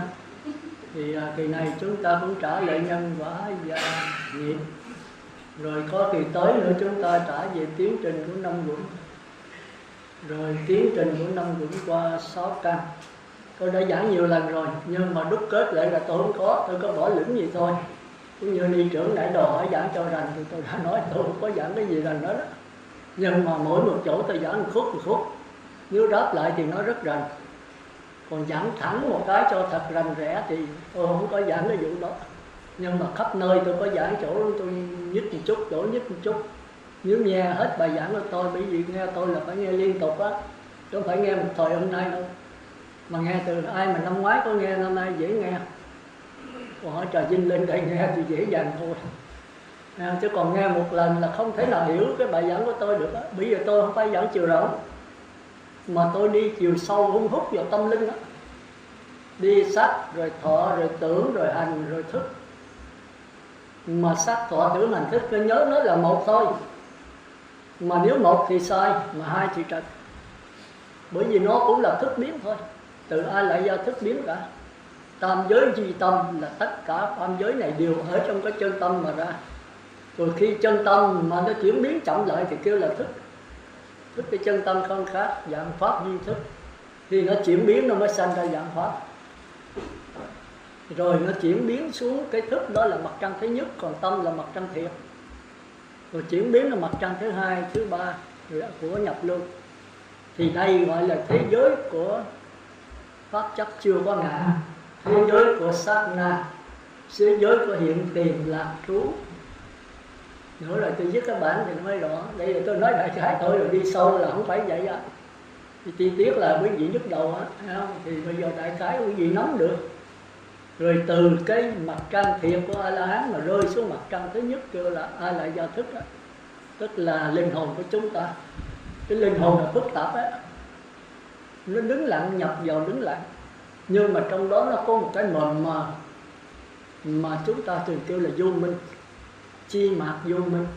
Mà trong di thức còn kêu đó là vọng tưởng kiên cố. Thì khi cái vô minh này nó thuộc về đứng lặng, nhập vào đứng lặng. Vô minh cũng chẳng sanh tồn, mà vô minh cũng chẳng hao mòn mất đi. Nó thuộc về cái vô lượng vô biên. Nó nằm mờ mờ ở trên cái mặt trăng thiệt. Do mặt trăng thiệt là rực rỡ sáng soi, không có vết mờ. Nhưng mà khi nó chuyển biến chậm lại thì cái chậm ta kêu là vết mờ. Thì vết mờ chúng ta kêu là chi mạc vô minh. Rồi từ cái mặt trăng thiệt mà chuyển biến xuống đó là căn bản vô minh. Thì sau nữa chúng ta sẽ giảng lại nhiều lần. Rồi cái mờ mờ này đó là vọng tưởng kiên cố. Tức là vô minh nó mới đẩy xuống thành vô minh thứ hai. Nghĩa là biến chậm lại. Mà càng chậm chừng nào thì càng thô tháo chừng ấy. Còn nếu chuyển biến chậm nữa đó thì thành mặt trăng thứ ba là mất cái hào quang rồi, chỉ còn cái dòng năng lực thôi. Thì đó là mặt trăng thứ ba, nó sẽ bị cái tư tưởng chụp ngũ thành ra sắc lượng, vật lý và sinh lý, địa ngục, hữu gián và vô gián trong đó. Còn cái dòng mờ mờ này đó, vô minh này đó, thì nó vô lượng vô biên. Nó là đứng lặng mà chuyển biến. Nhưng mà khi nó sao động một cái, nó lắc lư rồi thì nó sanh ra mặt na. Thành ra cái A-la-gia này là khó hiểu. A-la-hán làm không nổi. A-la-hán chưa có làm hết được cái A-la-gia thức này. Chỉ là thấy rõ cái vô minh thôi. Còn cái A-la-gia này thường trong nghi thức đó kêu là hư vô vi tế. Trong kinh Lăng Nghiêm, hư vô vi tế tức là nó bàn bạc hết cả vũ trụ. nhưng mà rất là nhỏ nhịn. Rồi cái vô minh đó tức là cái phần mờ mờ ở trong cái hư vô vi tế, là một phần nhỏ trong đó thôi. Vô minh này tức là kinh nghiệm, kiến thức, ký ức, kỷ niệm, tội phước dưới hình thức năng lực, chủng tử dưới hình thức năng lực. Quý vị phải hiểu cái đó. Nghĩa là vật chất dưới hình thức không, sắc tức thì không, là do cái chỗ này. Thì cái vô minh này tức là không, mà khi nó sao động rồi nó thành ra sắc, tức là mặt na. Thành ra nguyên nhân của luân hồi sinh tử tạo ra tam giới là mặt na. Nhưng mà cái chất liệu mà tạo ra tam giới chính là vô minh, kinh nghiệm, kiến thức, ký ức ở trong đó. Thành ra mới nói mặt na, đó là sanh diệt chu kỳ, sanh diệt sát na. Khi nó quân tập vô trong Ai Lại Gia, nó thành ra sát na, không còn hình tướng nữa, không còn tướng nữa, chỉ còn cái hình của dòng nước trôi chảy thôi. Một khi nó sao động rồi thì có cái tướng, thì kêu là mặt na chứ không kêu Ai Lại Gia nữa. Đó là ngã chấp, cái này vô minh này là pháp chấp.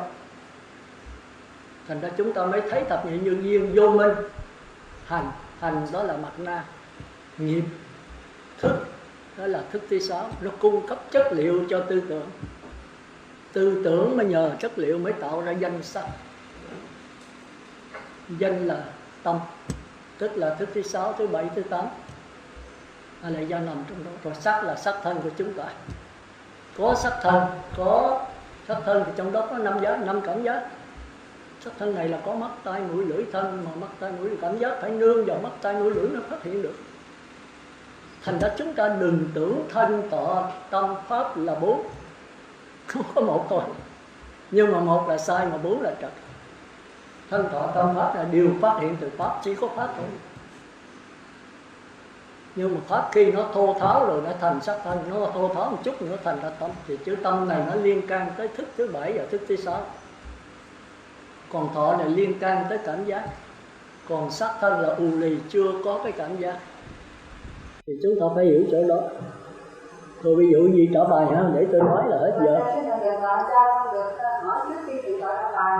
Tức là bây giờ cái những cái mà tự tọa truyền bài cho tụi con nghe, tụi con sẽ trở thành những người rất là lơ lửng. Tức là tụi con không có chủ tính.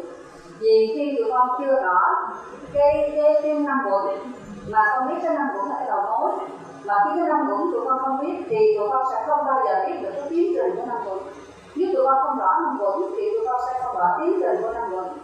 Và trong khi cái sự trình bày của thượng tọa về năm quẩn và cư vô vi tế là một, vọng tưởng kiên cố là hai. Đó là những cái mà tụi con gọi là tụi con bị lơ lửng hết. Tụi con đâu có nắm được cái cư vô vi tế, rồi tụi con không nắm được cái vô minh kiên cố, cái vọng tưởng kiên cố. Thì nếu tụi con trả bài với thượng tọa, với tụi con về, tụi con thì khoảng vài năm thôi, tụi con nghe cái đĩa của thượng tọa trình bày, tụi con không được trực tiếp, tụi con chỉ nghe những cái đĩa của thượng tọa liên một, tụi con sẽ buộc bài. Tụi con hiểu đó. Tức là bây giờ ngay cái giờ phút này tụi con cảm hiểu vô minh kim, vọng tưởng kiên cố là sao, cư vô cái gì những cái từ đó tụi con giống như là những người mà đứng lơ lửng vậy đó, thì như vậy tụi con sẽ không nắm được vấn đề. Mà trước tiên cái đầu mỗi hiện giờ khi tụi con có cái thân năm quẩn này, mà ngay cả hiện giờ, ngay cái thân năm quẩn hiện giờ tụi con đang thao thức, nghe con rất là thao thức về cái năm quẩn của chính mình. Với cái hiện giờ những cái tụi con thường mà để nghiên cứu học hỏi thì tụi con vẫn còn không dân, chưa nắm rõ vì có nhiều cách trình bày. Thì ngay cái đó mà ngay cả cái năm quẩn hiện giờ tụi con chưa nắm rõ nữa, thì nếu đưa đến cái tiến trình của năm quẩn tụi con thấy nó hay. Mà khi con nhận được là nếu tụi con hiểu được năm quẩn thì tụi con sẽ dễ dàng hiểu được tiến trình của năm quẩn. Và khi tụi con hiểu được tiến trình của năm quẩn thì tụi con rất là rõ biết cái 13.000 chúng sinh. Thì con thấy nó rõ, nhưng mà cái đầu có bây giờ con mấy năm nay tụi con trình bày rốt cuộc bây giờ tụi con cảm nhận một điều, ngay cái cơ bản đầu tiên là năm quẩn của chính mình hiện giờ. Thôi khi tụi con hiện giờ đang ở cái cõi này giống như con người nè, mà cái năm quẩn của con người này tụi con không rõ. Nếu con rõ năm quẩn của con người của con sẽ dễ hiểu rõ được cái năm quẩn của 4 đường ác, năm quẩn của 4 đường thiện, năm quẩn của tứ thánh và năm quẩn của con tôn. Thành ra bây giờ con mấy con hỏi vậy rồi con có bị đừng con ấy là lúc lại con biết giờ con đang thắc mắc và tụi con đang tìm hiểu ngay chỗ đó để tụi con sẽ từ đó tụi con sẽ thấy được lộ trình của nó là tiến trình của năm quẩn và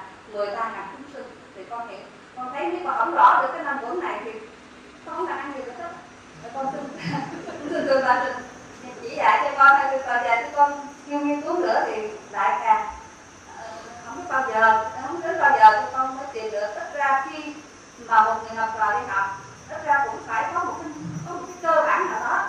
Khi có cái cơ bản đó nó mới tăng được.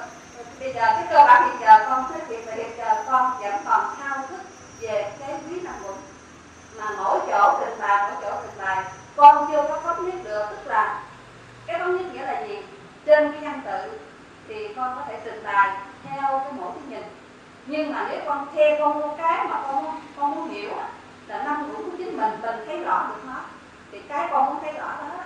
Thành ra do đó mà bây giờ rất là nhiều thời gian qua người ta trình bày cái vô minh, cái dòng tự kiên cố, cái vô minh gì đấy, tất cả những cái từ đó tụi con không có cơ sở để nắm, thành thử ra do đó tụi con không hiểu bài, và do đó không hiểu bài tụi con không thuộc bài, không được trả bài. Bây giờ con muốn xin thực tập cho tụi con, và con hiểu rằng có thể đây là cái thao thức chung của mọi chúng xuất gia của chúng con. Tại vì khi chúng con nắm rõ được cơ sở của thân quẩn, của chính hiện giờ không hiểu gì cao, không hiểu gì xa, mà làm sao con hiểu được á, để rồi tụi con có thể tu được. Tức là khi mà sắc quẩn, thọ quẩn, tưởng quẩn, hành quẩn, thức quẩn, những cái diễn trình đó tụi con sẽ thực tập, mà tụi con có thể thực tập được, để rồi từ đó tụi con đưa đến cái tiến trình. Chứ nếu tụi con không thực tập được mà con biết cái tiến trình đó, thì con nghĩ rằng cái tiến trình đó chỉ là tiến trình của văn tự thôi, mà nó sẽ không đưa chúng con đến đạo quả. Nhất tụi con không hiểu được tụi con. Thành ra bây giờ con xin tự gọi cho tụi con rõ cái thân vững của chính chúng con, để chúng con tu tập. Con xin tự bài được đó. Vì đạo Phật, cảm ơn sư cô. Sư cô muốn một bữa mà nuốt trọn cả vũ trụ.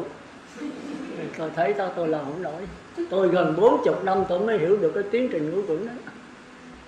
Rồi xuất gia tới bây giờ tôi mới hơi hiểu đấy. Nhưng mà áp dụng vào đời sống là tôi đầu hàng đó. Nó khó lắm. Vì cái tập đế của mình, cái tập khí vô lượng kiếp mà nó cứ ra nó cản hoài. Thành ra cái ngũ quẩn này, cái mà bất tử nó chỉ ẩn với hiện thôi, không thể nào tìm nó được. Khi nào những cái mong cầu mình bớt xuống rồi, im bặt rồi thì nó hiện. Mà cái mong cầu còn khởi lên một cái là nó ẩn liền. Nó nằm ngay đó, ẩn với hiện thôi. Thành ra tôi trình bày tới lui quý vị, tôi đã nói rồi, bây giờ tôi đi cái khái niệm trước để quý vị nắm hết cái tiến trình ngũ quẩn, rồi tôi mới đi sâu vào chi tiết.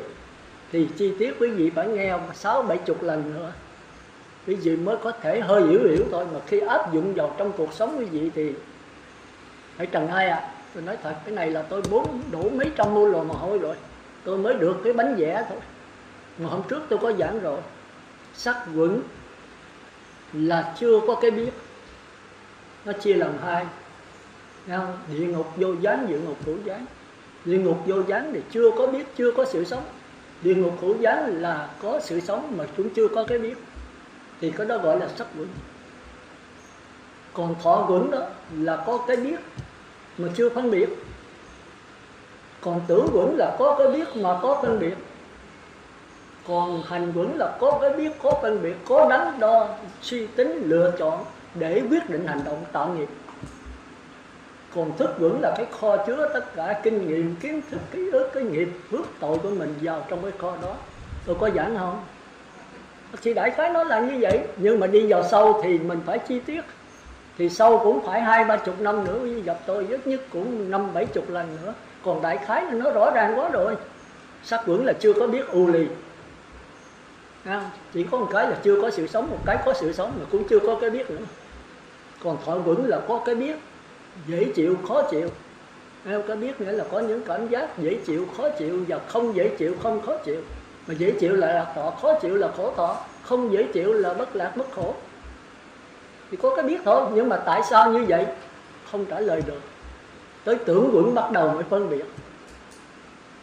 Mà tưởng quẩn là nhớ và quên. Mà nhớ và quên tức là nó không thể trả lời được. Nó muốn trả lời thì phải có kho A Lại Gia. Tức là quý vị phải học hỏi kinh nghiệm, kiến thức trong A Lại Gia mình. Mà kinh nghiệm của A Lại Gia tư tưởng đâu có moi được, phải mạt na moi. Tức là cái nghiệp nó moi trong đó, nó cung cấp cho tư tưởng. Tư tưởng mới trả lời được. Mà mạt na đó thì nó khi mình chết rồi đó, hay bây giờ thì nó quân tập những cái chủng tử vào đó thì nó biến thành năng lực. Tức là không có tướng nữa, chỉ có cái hình thôi. Thành đó mới kêu là năng lượng. Rồi khi nó sao động thì nó biến ra những cái chủng tử này mới nối kết với nhau mới tạo thành hiện tượng giới này. Tôi có giảng rồi. Thì quý vị nhân đó mà giờ biểu giảng thẳng cho rõ, trời ơi, một bữa trong 2-3 tiếng hồ, trong 40-50 bài giảng mà biểu trình bày hết võ trụ làm sao trình bày nổi. Thì tôi đã nói tôi trình bày cái đại cương cho quý vị. Rồi sau tôi sẽ đi sâu từng chi tiết vào đó. Cũng như cái sắc vững bên đây tôi bắt đầu đi hơi sâu. Rồi tôi sẽ đi qua thọ vững là 4 đường thiện. Rồi đi qua tới tưởng vững là cõi trời vô sắc, 4 đường thiện đó là cõi trời sắc. Rồi qua tới nhập lưu nó khác nhau sao, rồi đi cái đó từ từ quý vị phải nghe ít nhất vài chục lần. Rồi tôi còn phải lặp lại nữa. Rồi tôi trả bài coi quý vị hiểu làm sao. Thì tôi chưa tới ngũ vững này chưa trả đâu. Thì hôm trước tôi giảng là nhân quả và nghiệp, cái này tương đối dễ thôi. Đó là cái bước đầu để đi vào ngũ vững đấy. Cái đó là tôi giảng quá rành rồi. Thế mà trong này chỉ có siêu cánh là được thôi. Viên sư gì đâu kiếm đó là cũng được 50-60%. Rồi bên sư cô tốt lúc bữa sau đi trưởng không có, phải có gì trưởng trả coi sao. Thì cứ giảng được tình hình. Tôi về tôi nản vô cùng. Nản là thất bại, mà thất bại không phải do quý vị, mà phải nói là do tôi. Tôi không đủ cái khả năng để mà trình bày cho quý vị hiểu.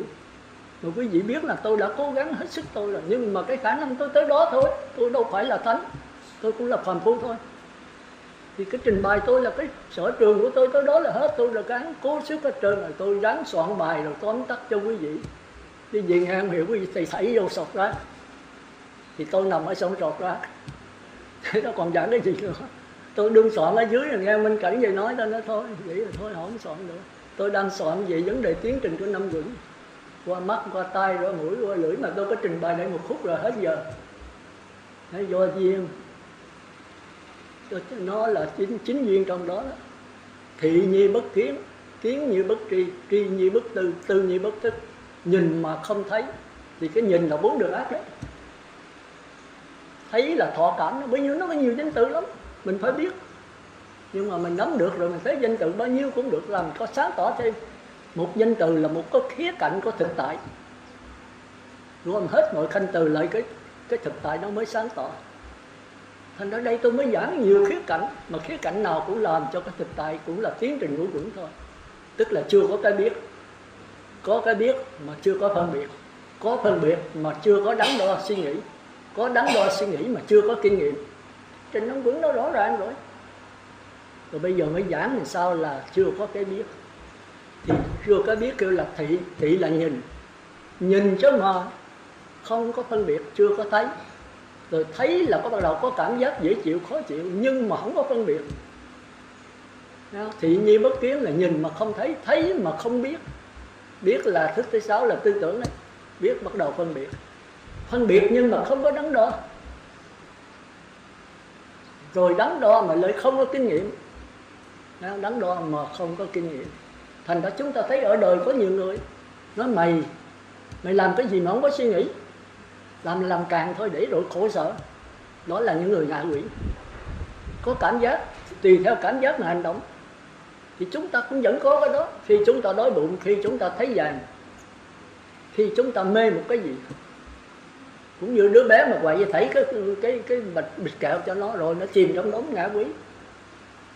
Nó mê cái đó, nó không còn biết. Mấy người xì ke ma tí tới cử thì không cho nó là nó giết cha mẹ luôn.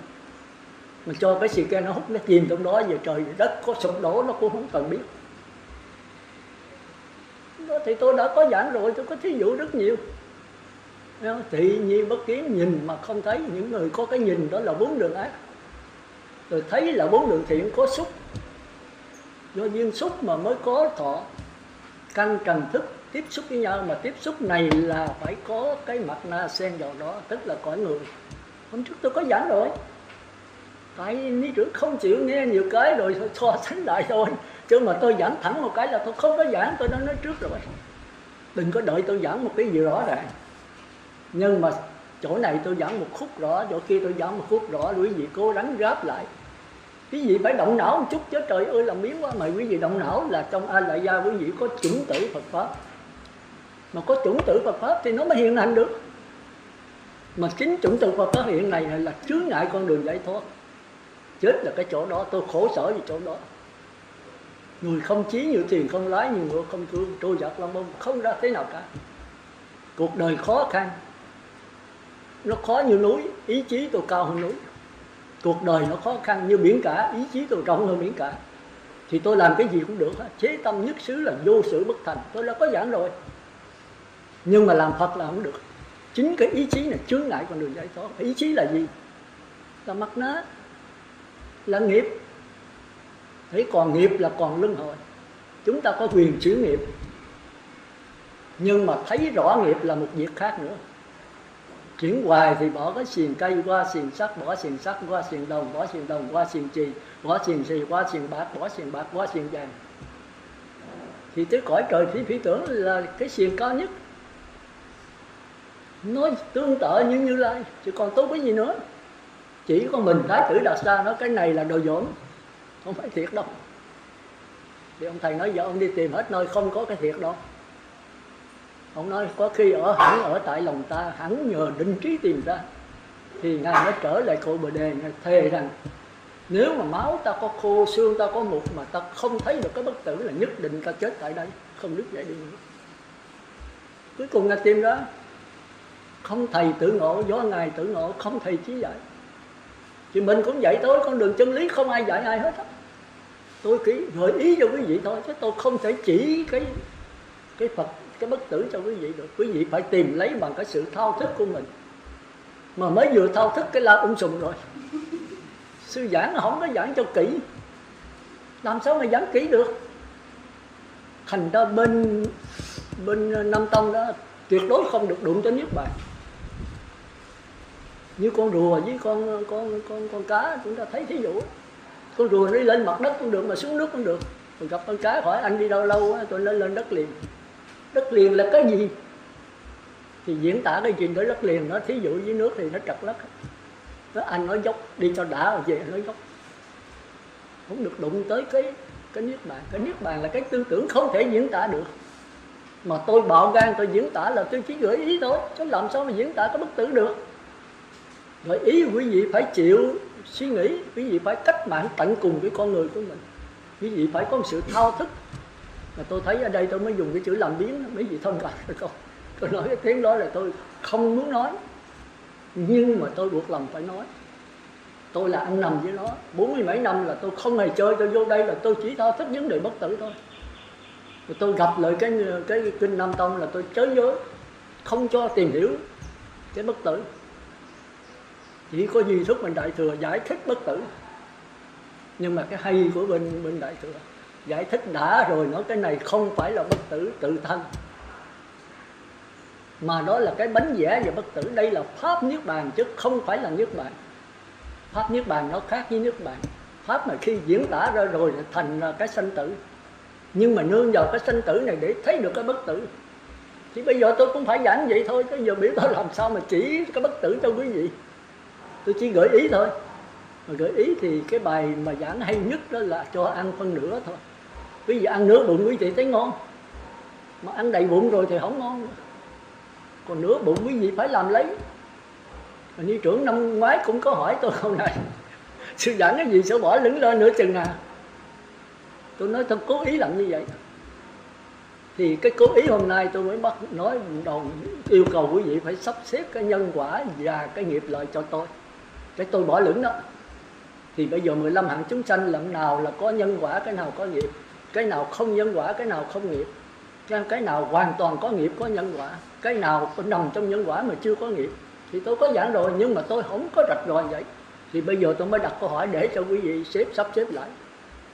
Còn ni trưởng bắt tôi phải trả luôn cái sắp xếp đó, quý vị khỏi làm cái gì hết. Tôi khôn quá, quý vị khôn quá, giao hết cho tôi. Tôi không bao giờ giảng rành đâu. Quý vị đồng ý thì tôi tiếp tục nữa, mà tôi chỉ gợi ý thôi. Tôi giảng 50%, úp mở rồi quý vị phải làm 50%. Rồi muốn mà sau này, sau cái bài giảng đó quý vị sẽ trả gì ngủ bửng thì bây giờ mới rành. Nếu quý vị làm biến là thôi quê. Còn quý vị cố gắng thì sau khi trả rồi tôi giảng lại.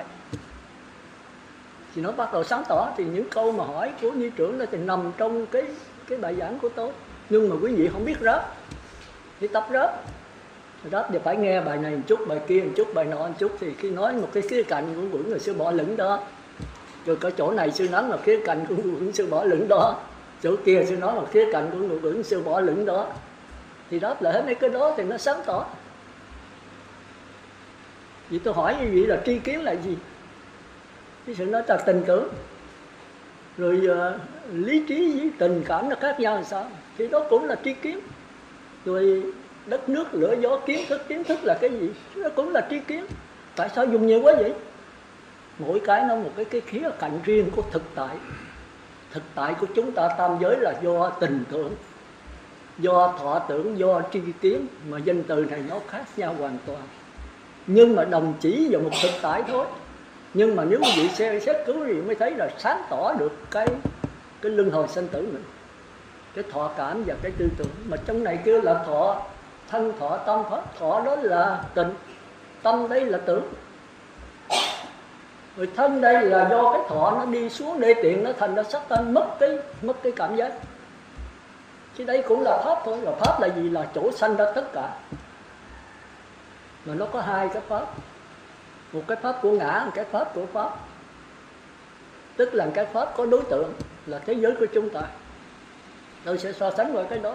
Ví dụ như tôi thấy là thấy một cái gì, còn ngoài đời nó thấy mà không có đối tượng là không thấy được. Ví dụ tôi nhìn cái bình bông, mà có bình bông tôi mới thấy cái bình bông, mà bình bông mất đi là cái thấy tôi không có. Còn nếu có bình bông mà con mắt tôi đuôi là không có thấy. Còn nếu có bình bông mà tắt đèn trời tối thui như mực cũng không thấy. Nếu có bình bông mà dời ra vài trăm cây số là cũng không thấy. Đó là cái đúng chứ không phải sai. Nhưng đúng theo cái người trời, đúng theo cái thế luân hồi. Đạo Phật thì không phải vậy. Bởi nói đạo Phật có đi ngược cuộc đời. Đức Phật tính không giảng. Chúng sanh đã quen rồi, cái gì cũng phải có đối tượng. Có phải là phải có trái, có tốt là phải có xấu, có hoa nở thì phải có tàn, hay có sanh thì phải có chết. Có cái nào mà không sanh không chết đâu. Đức Phật nói có. Mà cái đó phải đi ngược cái dòng của tư tưởng. Thì quý vị thấy đâu làm sao giảng được. Nhưng mà trong di thức giảng được thì tôi cũng theo di thức tôi gợi ý cho quý vị. Còn biểu tôi giảng rành hơn nữa làm sao tôi giảng nổi. Cái khả năng tôi chỉ vậy thôi. Tôi là chịu 40 mấy năm rồi tôi mới giảng được như vậy. Quý vị biết hồi mới đầu tôi giảng trà vinh tối hù, ở dưới không nắm được. Vì tôi không biết cách giảng. Rồi tôi vừa giảng vừa nghiền ngẫm, vừa suy tập, vừa ngồi thiền. Tôi là chuyên môn ngồi thiền. Chính cái thiền định mới giải quyết vấn đề giảng của tôi. Quý vị về mà giảng lại thử coi được không? Không phải dễ đâu. Tôi phải ăn nằm với nó. Chứ tôi đâu phải là con người thông minh. Tôi nói thiệt quý vị còn thông minh đâu. Tôi là ngu á. Tôi nói thiệt. Rồi tôi đi học vào lớp 3, lớp 4 đó. Trong lớp 50 học sinh đó tôi hạng 48, 49 thôi mà. Nhất nhì bắt từ dưới kiếm lên. Rồi ông thầy Trung cũng nói một câu mà tôi đau tới bây giờ. Ông nói em về nghỉ học đi. Văn chương phú lục chẳng hay mà trở về đồng ruộng học cài cho xong. Cái đau đớn nhức nhối tôi tới bây giờ. Tôi quyết định là tôi phải thông minh, phải giỏi thôi. Rồi từ đó là vài năm sau tôi học hạng nhất, hạng nhì không. Tôi rất là bền. Tôi phải công nhận nhờ cái bền tôi, chứ tôi ngu. Tôi hồi nhỏ tôi ngu lúc kêu mà lớp 5, lớp 4, lớp 3 là hạng bét không. Rồi tôi nghỉ lớp nhì qua học chỉ tạo, rồi trở lại bỏ lớp nhì học lớp nhất, bỏ lớp nhất học đệ thất, bỏ đệ thất học đệ lục, bỏ đệ lục học đệ ngũ luôn. Một năm học luôn 3 lớp. Thì phải tự học chứ sao. Cuộc đời của tôi là tự học nhiều hơn là học thầy. Mà con người tự học là con người độc đáo đó. Tức là phải dùi màu đó thì chương trình có in ra sách sẵn hết đó. Ông thầy giảng coi theo đó giảng. Thì tôi đến về tôi học chỗ nào không biết thì tôi hỏi ông thầy, hỏi không được thì hỏi ông anh tôi, ông Bảy, ông giỏi lắm, thông minh, ông anh bác sĩ bây giờ. Thì phải tự học thôi. Mà chính tự học là vô đây tôi cũng tự học thôi. Không có thầy, thức sĩ không có thầy một trò. Và thượng đây cũng có cấp bằng gì đâu, tôi cũng có cấp bằng gì đâu. Và thượng Nhường và thượng Trang có cấp bằng gì đâu. Hồi trước có cái gì mà sư trưởng thì một thầy một trò không có học ở đâu á. Có ông nào mà có cấp bằng tiến sĩ, cử nhân, mốc sĩ gì đâu. Mà chưa chắc ở ngoài mà tiến sĩ mà giảng hơn hay hơn hòa thượng đây. Nhiều quý vị đi chiều sâu rồi mấy ông tiến sĩ không có ông nào giảng chiều sâu đó. Kinh nào cũng coi hết đó. Nhưng mà tiến trình ngũ quẩn đi sâu vào hút đó đi đầu hàng. Cái này là do thiên định. Vì sư trưởng mới chú trọng thiền định, khuya chiều sáng là tu tịnh. Thì bây giờ bỏ hết. Chỗ đây là có chiều với sáng rồi, chứ khuya cũng không có, tịnh xá nào bây giờ cũng không có khuya nữa. Cái giờ đó giờ là ngủ ngon nhất. Nhưng mà giờ đó là nhờ sáng tỏ thanh tịnh nhất trong ngày. Đó là nhị tổ giác chánh đó. Nói với sư trưởng nói với nhị tổ. Thì thôi bây giờ trả bài nhau, nếu chạy mà hết giờ. Sư nữ con nó chặn ngồi là hết giờ. Bây giờ trả về nhân quả và nghiệp à. Bây giờ bên tăng 2 vị, bên đây 2 vị à. Thì tôi mới yên đó. Nếu mà hiểu được thì tôi giảng tiếp, còn không thì trở lại nhân quả và nghiệp nữa. Chừng nào rành thôi. Ít nhất rành cũng phân nửa. Đặng chứng tỏ rằng tôi giảng nó cũng tạm được, cái vẽ rách nó cũng đỡ móng tay được. Chứ còn quý vị thấy vẽ rách xài không được rồi tôi thấy nó vô sọt quá. Thì thôi quê. Tôi là cố gắng hết sức tôi rồi, chứ bây giờ tôi không biết trình độ tôi vậy, biểu tôi giảng hơn nữa làm sao.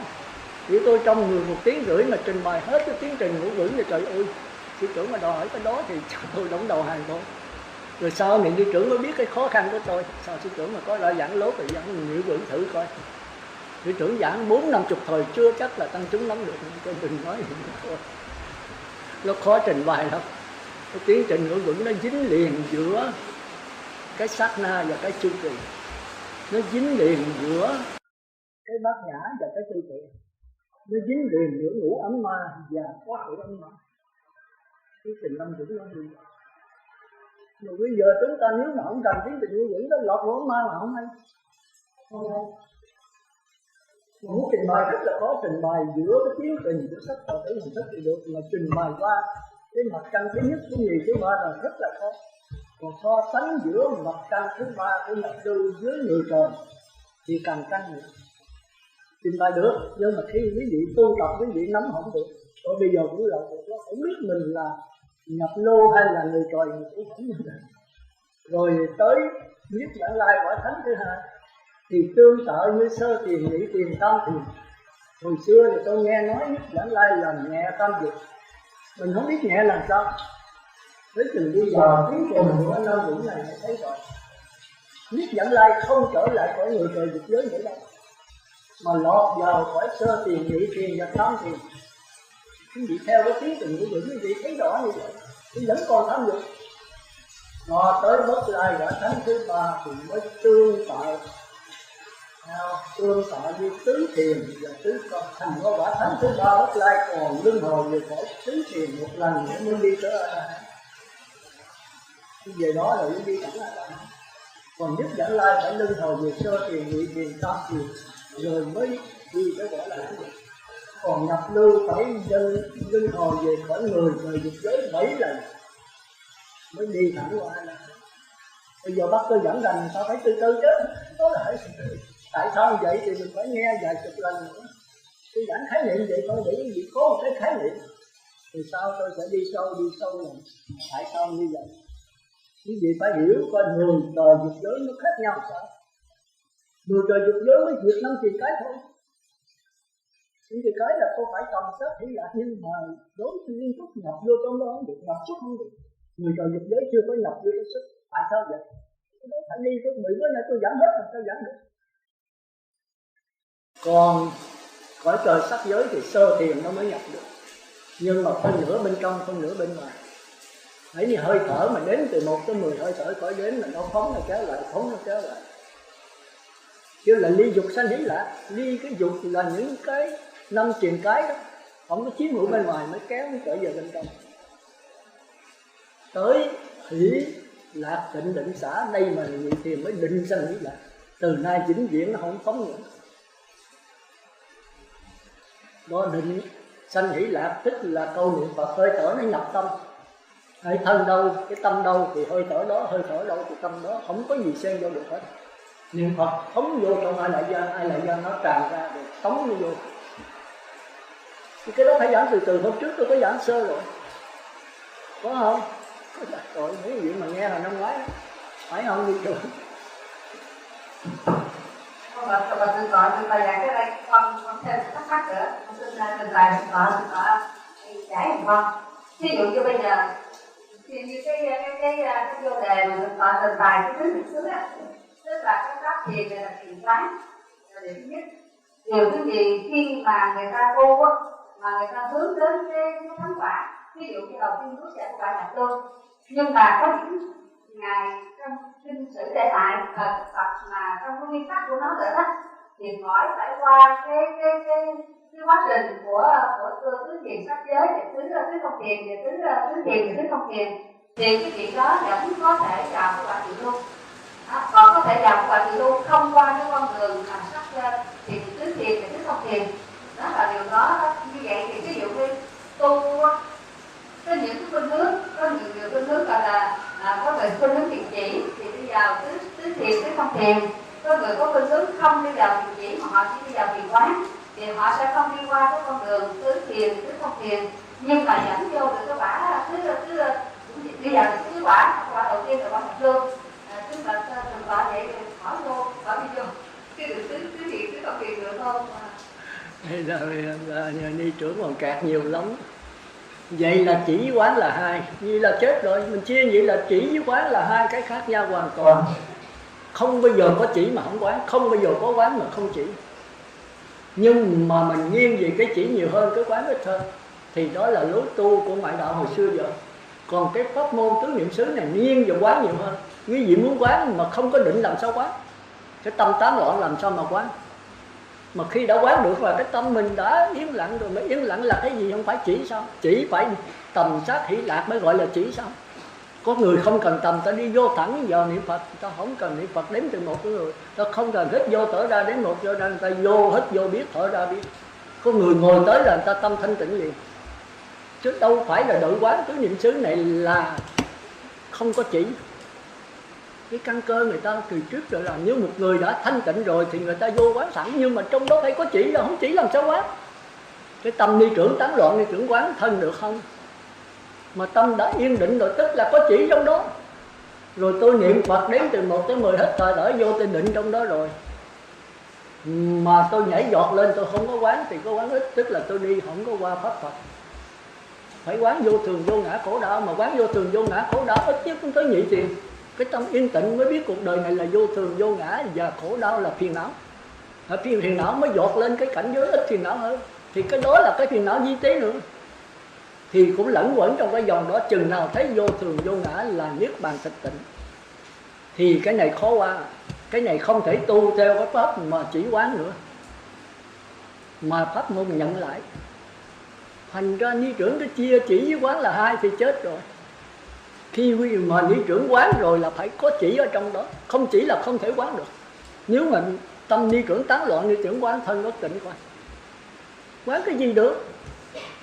Còn nếu bây giờ ni trưởng đi cái định không, mà quý trưởng không quán thì cứ giọt hoài, nhảy lên đè hoài, hãy nó nổ là nó nổ lớn đó.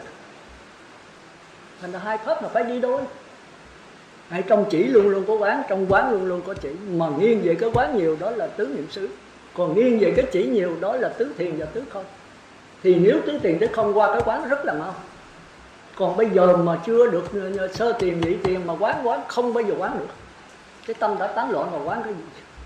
Còn khi qua pháp quán mà thân bất tịnh thọ thì khổ, mà ni trưởng tán loạn tùm lum thì làm sao quán? Mà khi đã quán được là trong đó có chỉ trong đó rồi, nhưng mà mình không nghiêng về chỉ, mình nghiêng về quán, thành ra không lọt vào ngã tẻ. Con đường duy nhất không phải là chỉ có một, mà con đường này không có lỗ, không có ngã tẻ, không có ngã ba, ngã bốn. Còn cái quán đó quý vị đi tới tứ thiền quý vị có thể giọt lên tứ không. Còn nếu quý vị quán qua cái vô thường vô ngã khổ đau, quý vị có thể giọt qua A-la-hán. Còn nếu không có là không qua được. Quý vị phải đi từ nhị thiền, sơ thiền qua A-la-hán không được, nhận Phật tánh không nhận được, nhận cái bất tử không được, tam thiền tứ thiền. Thì ở đây có thiện trí thức không thì quý vị chạy qua tứ không rất lớn. Còn tới đây là cái ngã tẻ đấy. Một là đi theo ngoại đạo qua tứ không, bởi vì cái cõi tứ thiền nó có 9 cõi. Mà Bất Lai nằm trong 5 cõi, kêu là ngũ tịnh cư thiên hoặc là ngũ bất hoàn thiên. Còn 4 cõi kia ngoại đạo. Ngoại đạo nó không có quán, không có vô thường vô ngã khổ đau, nó mới giọt lên tứ không. Không. Còn từ đây quý vị chịu quán, quý vị sẽ qua được A-la-hán. Mà nếu ni trưởng chia chỉ với quán là hai thì chết rồi, làm sao có vụ đó. Con thầy con nói vậy thì tại vì con nghĩ là con cho con chấp nhận rằng trong cái đó có chỉ, thật sự nó có chỉ nó có bấm được. Nhưng mà cái chỉ này á, nó không phải qua một cái lối tu như là tu tứ thiền hay tứ không thiền, nó không đi vào con đường tu như vậy. Nhưng mà trong khi ví dụ như bây giờ con nói là cái vấn đề chỉ mà con cảm nhận của chính mình, ví dụ con không có tu cái thiền chỉ qua cái tứ thiền tứ không thiền bằng cái pháp của nó, nhưng mà trong khi con nghe pháp, con nắm tâm con nghe pháp, và khi con hiểu pháp thì lúc đó cái tâm con đã có chỉ, cái sự thật thì nó có chỉ, cái đó con nhận được, nó có chỉ trong lúc con nghe pháp. Và khi mà tại sao con biết được là cái cụ thể cái chỉ như thế này, khi mà tâm con có thì cái đó nó có chỉ rồi thì con rất là rõ biết, tức là con nắm cái pháp đó rất là rành rõ, con hiểu nó, con rất là hiểu nó, thành thử ra là bắt đầu con hiểu theo cái mức độ chỉ của con, cái mức độ cái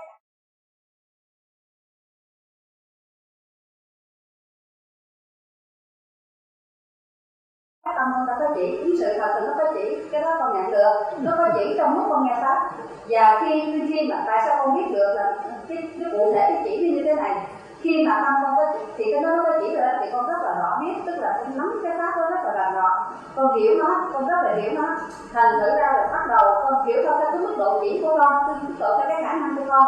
Thì như vậy thì nó có chỉ, mà tại vì con không nói cái chỉ đó thì con nói thì con nhìn nhận cái tiếp đó, nhưng mà tại con nghĩ là con không có sử dụng cái pháp thiền mà tứ thiền là tu theo cái thiền cái hơi thở mình như thượng tọa chỉ dạy đó, thì không đi qua con đường thiền đó, mà trong lúc nghe pháp vẫn có chỉ. Nghĩa là khi mà lắng tâm nghe pháp, và chính khi lắng tâm nghe pháp thì mới chứa đựng pháp, cái đó là con có nhận được. Thành ra cái đó là có chỉ, mà thì con nghĩ là không có tu cái pháp nhưng mà giống như là tứ thiền tứ không vậy đó. Nhưng mà cái đó thì cái ngang bằng cái khả năng mà lắng tâm đó thì mặc dù không tu theo tứ thiền, không theo tứ không, nhưng mà cái yên tĩnh của tâm có thể nó tương đương như những gì kia, như những cái pháp kia, nó tương đương trong sự nghe pháp mà lắng tâm đó. Thì cái khả năng thanh tịnh, mà cái tâm mà thanh tịnh mà yên tĩnh đó, thì tùy cái mức độ nó có thể tương đương là sơ thiền, nhị thiền, tâm thiền, tứ thiền. Con nghĩ là đó là cái điều đó có như vậy là con ở cái mức độ cao, nhưng mà cái đó con có cảm nhận được là trong lúc con nghe pháp bằng sự lắng tâm, tức là con hướng tâm lại để con thì con chỉ có pháp thôi, con không bị chi phối bên ngoài, thì đó cũng là chỉ rồi.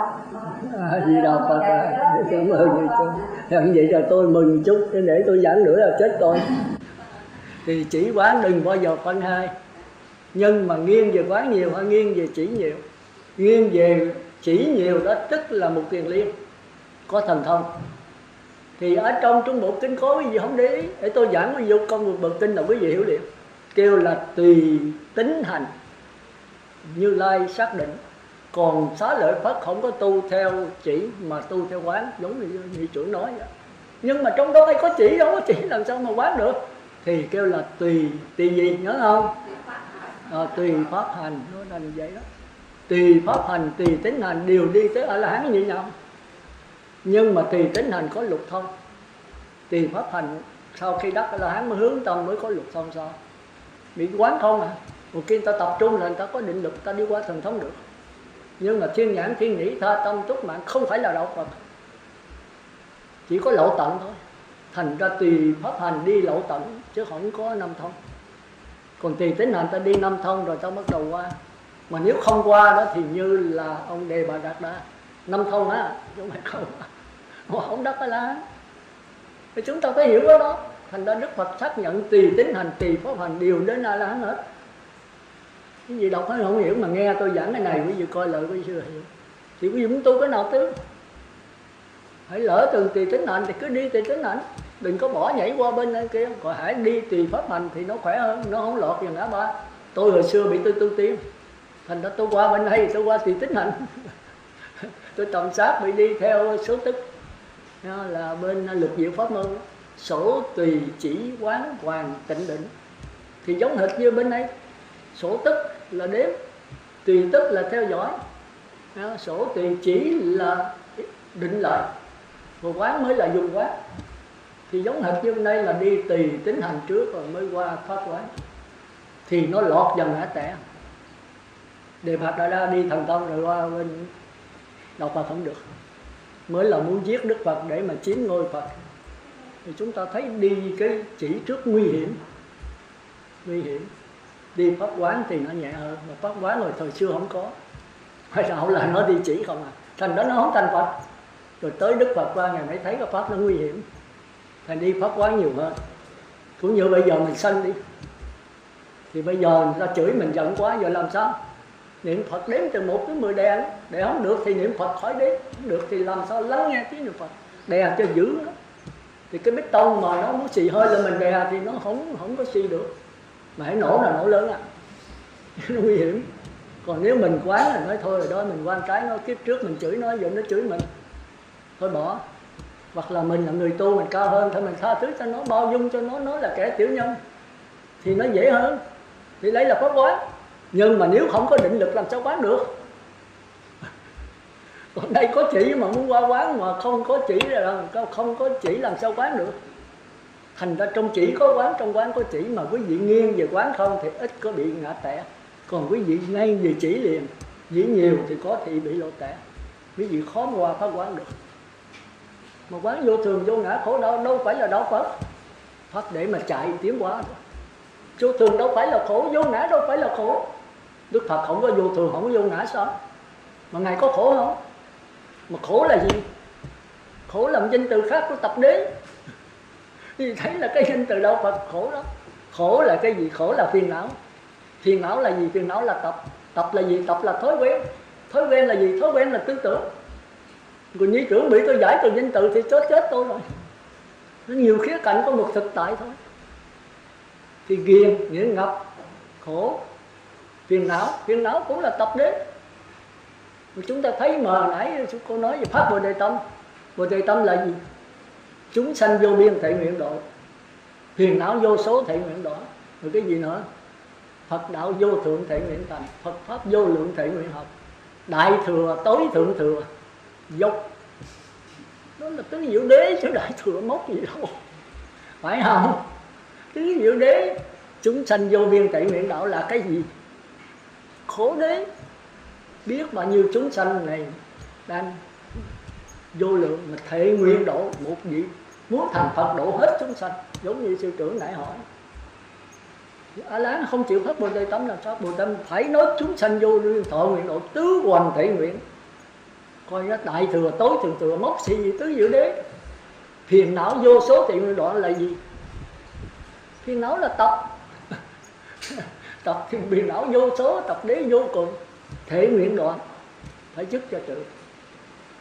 Phật pháp vô lượng, thệ Phật đạo vô thượng, thệ nguyện thành. Phật đạo vô thượng là gì? Là diệt đế. Rồi Phật pháp vô lượng thệ nguyện học là gì? Là đạo đế 37 phẩm trợ đạo. Đại thừa nó khôn lắm, nó làm tùm lum, mình tưởng là nó co tối thượng mà cũng nắm từ cái gốc tứ diệu đế. Còn có tứ diệu đế là không có tiểu thừa đại thừa gì hết. Nhưng mà tứ diệu đế tùy theo cách giảng.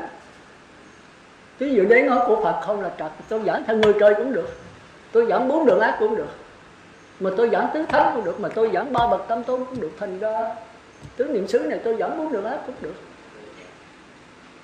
Giờ đi trưởng chịu chưa? Còn gì nữa không? Nếu hết thì trả bài. Khôn lắm, chạy hồi hết giờ nữa là mất thì rồi.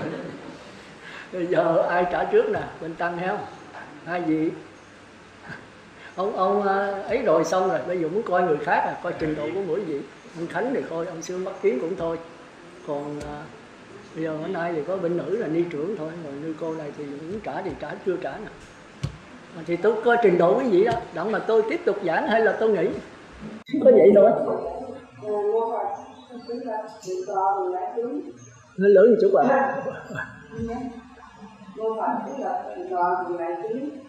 Con biết rồi mà chiều thường tôi có giảng, con nắm được một phần. Là Atula, súc sanh, ngạo quỷ, địa ngục nó 4 đường ác á, thì nó có nghiệp, mà nó có nhân quả mà không có nghiệp. Vì nó mê mờ. Có nhân quả mà không có nghiệp nào, chứ đừng nói có nghiệp đó là coi chừng đó. Nắm cho vững mới được á. Rồi đời vô sắc, đời sắc giới và dục giới người á thì kinh nghiệm chưa nhiều, nhưng mà dục cần giới thì có ý chí kinh nghiệm nhiều hơn, nhưng mà 4 cõi đời đều có nghiệp mà đều có nghiệp. Các con hiểu vậy? Muốn được ác có nghiệp không? Có nhân quả, có nghiệp không? Có nghiệp. Có nghiệp. rồi tới A La Hán, nhập lưu, A La Hán, Bất Lai, nhập lưu nhất dẫn lai bất lai. còn tính trần xuống thì là A La Hán thì không có nghiệp, A La Hán còn nghiệp, còn nhân quả cũng có nghiệp. A La Hán còn nghiệp, còn nhân quả không? còn nhân quả không? Còn nhân quả không còn nghiệp, còn Bất Lai, Nhất Lai và Bất nhập lưu thì còn nghiệp, còn nhân quả. Còn không à? Không à. Còn nhân quả không? Không, cái đó trả lời là chưa cho kỹ, chưa được đâu. Nhập lưu nhất dẫn lai bất lai có nhân quả có nghiệp không? Không, có nhân quả có nghiệp. Rồi A La Hán có nhân quả có nghiệp không? Có nhân quả không có nghiệp. Không có nghiệp. Rồi nhập lưu có bao nhiêu nghiệp? Cái 1/4, 1/3 đấy con quên. Đấy con có cái 2/3, 1/4 đấy là cái dễ mà không có nhớ đó. Cái đó phải cho rành đấy. Nhập lưu thì còn về Như Lai Bồ Tát Duyên Giác thì có nghiệp, nó có nhân quả không có nghiệp, mà tự vì thị hiện để cũng như thấy ta khóc con khóc, thấy ta cười con cười, giờ là giáo hóa thôi thì đã liễu tri toàn bộ. Con hiểu theo con hiểu là vậy, cái nhập trường đó như là có nhân quả mà không có nghiệp phải không? Mà vẫn thị hiện nghiệp dài dài phải không? Rồi nói cho nó rành được rồi, cảm ơn. Bây giờ ai thêm một cô nữa? Ai lại tới Minh Tăng chứ? Trời ơi Tăng mà để đi nói trước xong. Cái Tăng ai à? Sư mới nha, thế là Minh Duyên đi, nói chuyện hay. Nói vậy không ra trúng thì trật chứ có gì đâu mà sợ dữ vậy. Nam mô Bổn Sư Thích Ca Mâu Ni Phật. Xin bạch thượng tọa nói về nhân quả và nghiệp đó. Thì 4 đường ác đó là có nhân quả nhưng chưa có nghiệp, chưa có tạo nghiệp. 4 đường ác. Còn 4 đường thiện đó là có nhân quả mà có nghiệp. Còn tứ thánh thì 3 quả đầu đó là có nhân quả, có nghiệp. Còn riêng A La Hán là có nhân quả nhưng không có nghiệp. Còn về phần Tam Tôn thì không có nghiệp cũng không có nhân quả. Không có nghiệp, không có nhân quả luôn. Không có nghiệp nhưng có nhân quả. Coi chừng mà không có nghiệp không? A La Hán cũng không nghiệp, rồi 3 bậc Tam Tôn cũng không có nghiệp hả? Phải không á?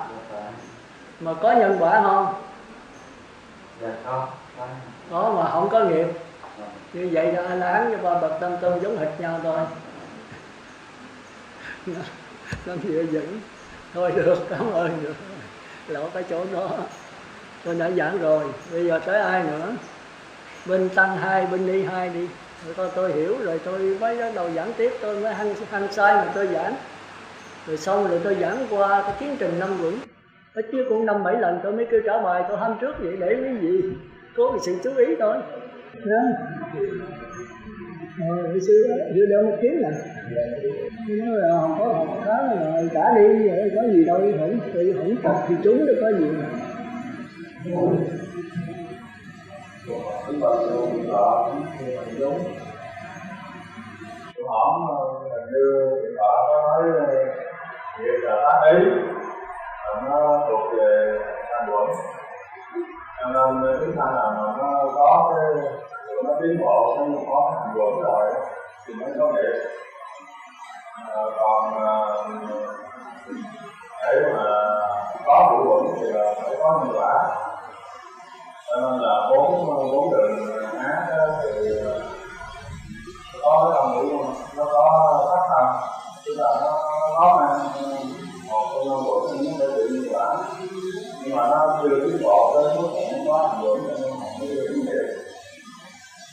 4 đường thiện thì có nhân quả và có nghiệp. Còn 4 8 thì 3 và 8 đầu tôi cũng không có 3 thì chưa có giác ngộ hoàn toàn, cho nên là cũng không còn việc sự quả. Còn A La Hán mà khi chưa có vô Niết Bàn thì cũng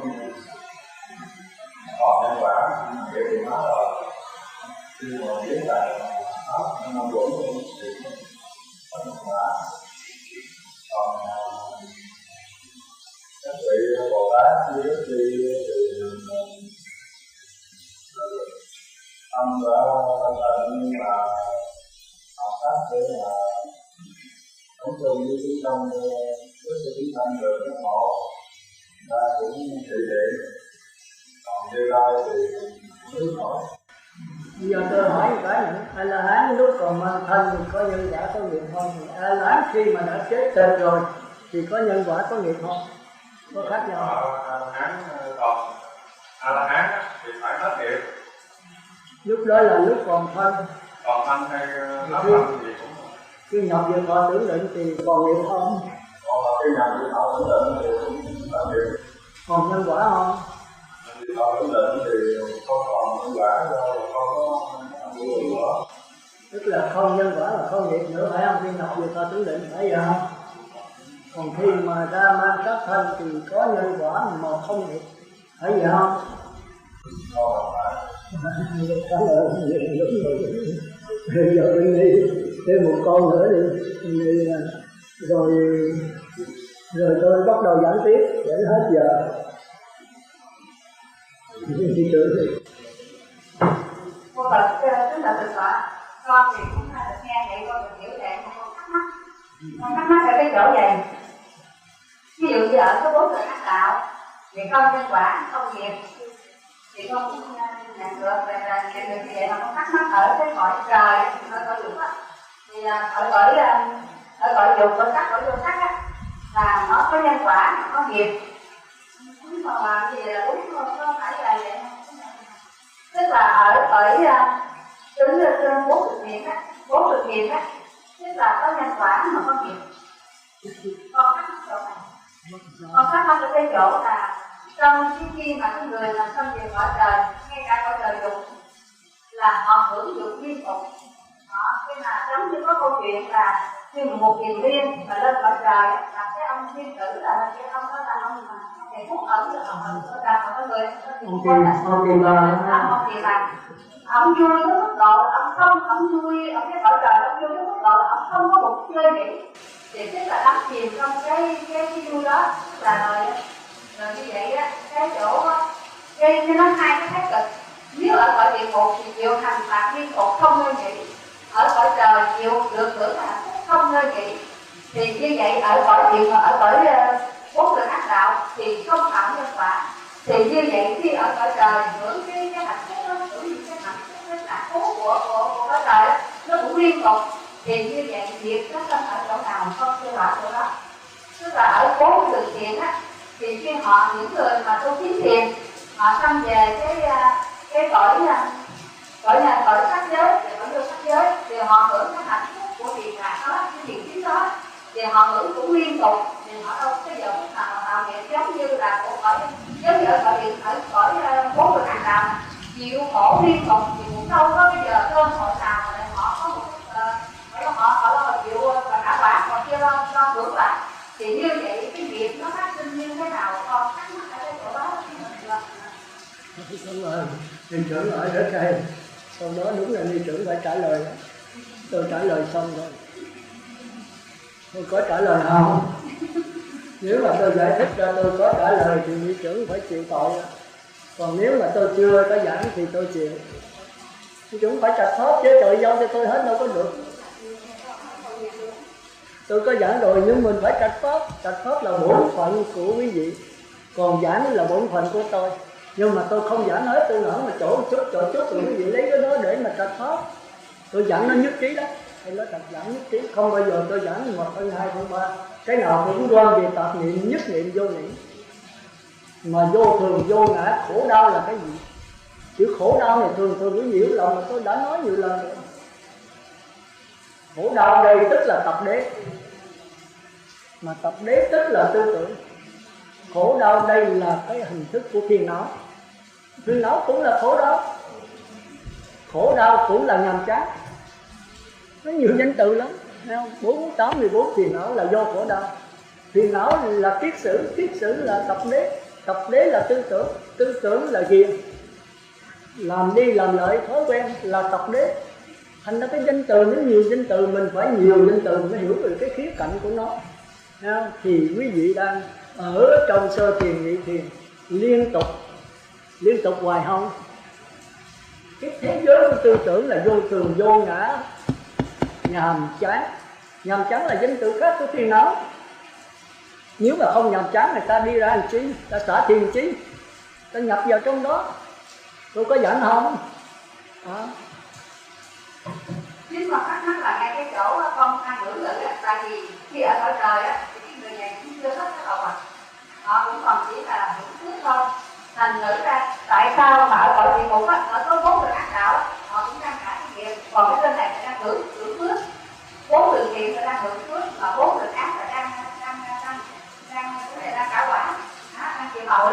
Thì như vậy tại sao á, con còn thắc mắc cái mấu chốt nào mà ở trong cái 4 đường ác á thì có nhân quả mà không nghiệp? Con chưa được có mấu chốt. Có nhân quả mà không nghiệp, còn trong khi ở 4 đường thiện á thì có nhân quả nhưng mà có nghiệp.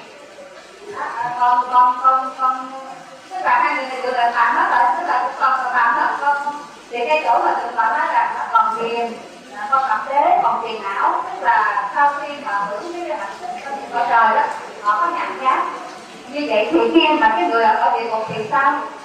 Họ thì chịu có quả không chưa rõ cái tâm, tức là cái tâm của những người kia con chưa được hiểu được cái tâm của những cái chúng sinh mà ở cái cõi 4 đường ác này. Như vậy mà chịu khổ rồi tâm họ không nghiệp. Vì trưởng hỏi nhiều cái tôi đã giảng rồi hết rồi đó. Nếu tôi giảng nữa là nói với Phật tử là tôi bắt gì hương đó. Tôi giảng rồi hết rồi. Ở cõi người có 4 đường ác, nó có hỷ lạc không? Nó vẫn có cảm giác dễ chịu, khó chịu như thường. Nhưng mà cảm giác đó là cảm giác xa đọa. Người hút chì ke ma túy có cảm giác lân lân không? Còn quý vị tôn nhị thiền tam thiền có cảm giác lân lân không? Chắc lân lân hết. Mà lân lân kia là đưa tới mất trí, đưa tới điên loạn. Chì ke ma túy thời gian rồi là điên loạn. Mà nó lúc hút chì ke lân lân không? Lân lân tới cái cảm giác đó mà không cho nó thỏa mãn, nó giết cha mẹ luôn, nó lý tiền nữa. Như vậy là cái chì ke ma túy vẫn lân lân, vẫn hấp dẫn, vẫn hỷ lạc như thường. 4 đường ác vẫn hỷ lạc như thường thôi. Nhưng mà hỷ lạc cho cái sắc thân phù trần này. Còn cõi trời ta hỷ lạc cho cái tinh thần tịnh sắc căn. Thành ra cái hỷ lạc họ đi tiến hóa, ít khi nào bị sa đọa. Còn cái này hỷ lạc này đưa tới sa đọa. Khi mà ở trong đó nó đau khổ lâu quá, nó nhàm chán, nó bắt đầu tiến hóa. Còn nó không nhàm chán là nó ở đó hoài. Nó bị đọa ra trong cảnh khổ. Phải không? Vì phải sạch thoát, cái này tôi có giảng rồi. Thì mình phải suy nghĩ cái trời ơi. Thì nãy tôi có giảng rồi, 4 đường ác vẫn có hỷ lạc, vẫn có cảm giác, vẫn có tư tưởng. Nhưng mà cảm giác tư tưởng cho cái sắc thân bên ngoài này, cho mắt tai mũi lưỡi thân, cho nó không hề biết cái dây thần kinh. Còn các cõi trời người ta không xài cái sắc thân này, mà ta xài các dây thần kinh. Tức là ta không ăn uống bằng cơm, gạo, bánh mì hay là cà phê hay thuốc lá, không có. Các ngài không có xài cái đó. Các ngài kiếm chỗ là nhập định thôi. Thì độ sơ thiền nhị thiền là định sanh hỷ lạc, ly dục sanh hỷ lạc. Thì có cái ly lạc này của họ không có xài sắc thân phù trần, mà họ xài tịnh sắc căn. Tôi có giảng tịnh sắc với phù trần cho quý vị rồi. Thành ra cõi trời ta không có xài cái phù trần căn. Người ta sống bằng xúc thực, chứ không phải bằng đoàn thực. Còn cõi này 4 đường ác là ăn bằng đoàn thực. Thấy đói bụng quá mà vô cái nhạo vô ăn, rồi người ta chửi, người ta đánh gì cũng được. Thấy vàng là hiếp mắt. Còn mấy cõi kia cho vàng ta không thèm. Ta thèm cái hỷ lạc của người ta. Thành ra ta bỏ hết cái này. Ta đi xuất gia, ta nhập sơ thiền, nhị thiền, tam thiền, rồi mấy vị tiên, quý vị thấy không có ai. Uống bằng cái nước cam lồ của mình thôi. Thì là xúc thực, không có đoàn thực. Thành ra cái vị có hào quang. Và chết quý vị không có thay nguyên con, quý vị có thể biến mất. Rồi tới cõi vô sắc giới là không có nam nữ nữa. Người ta nhập rồi xuất rồi nhập. Cõi người trời xuất nhập không nổi. Chỉ đi từ cái thôi. Thì ai có niệm Phật thì biết. Niệm Phật đếm từ 1 đến 10, niệm Phật khỏi đếm chìm đắm trạng thái niệm Phật ra khỏi trạng thái chìm đắm này không có làm được. Còn quý vị giữ 8 giới nhập đó, quý vị muốn niệm Phật đếm từ 1 đến 10 khỏi, còn niệm Phật chìm đắm trong trạng thái mà ra khỏi trạng thái quý vị làm được.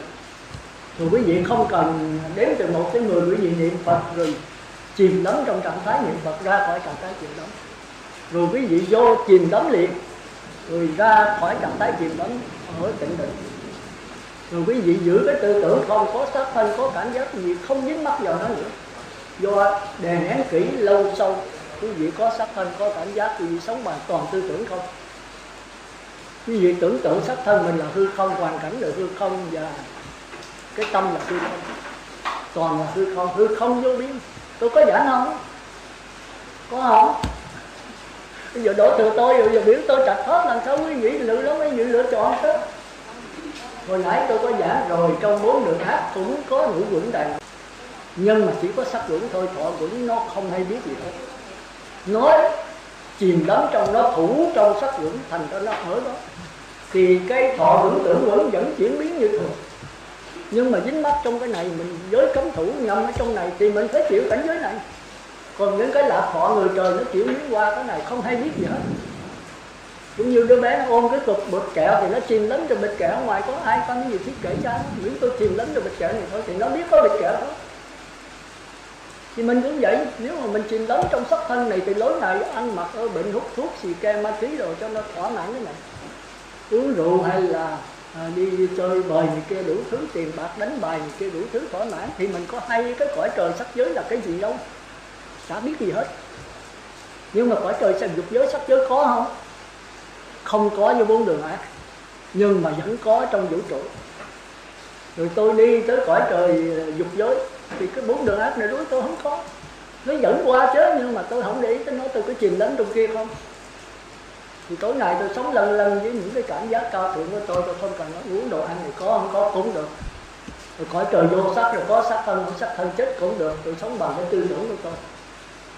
Thì cõi trời dục giới sắc giới có không? Vẫn có chứ, mà đi tôi tập trung vào cái lý tưởng này thì tôi đó thiết kể.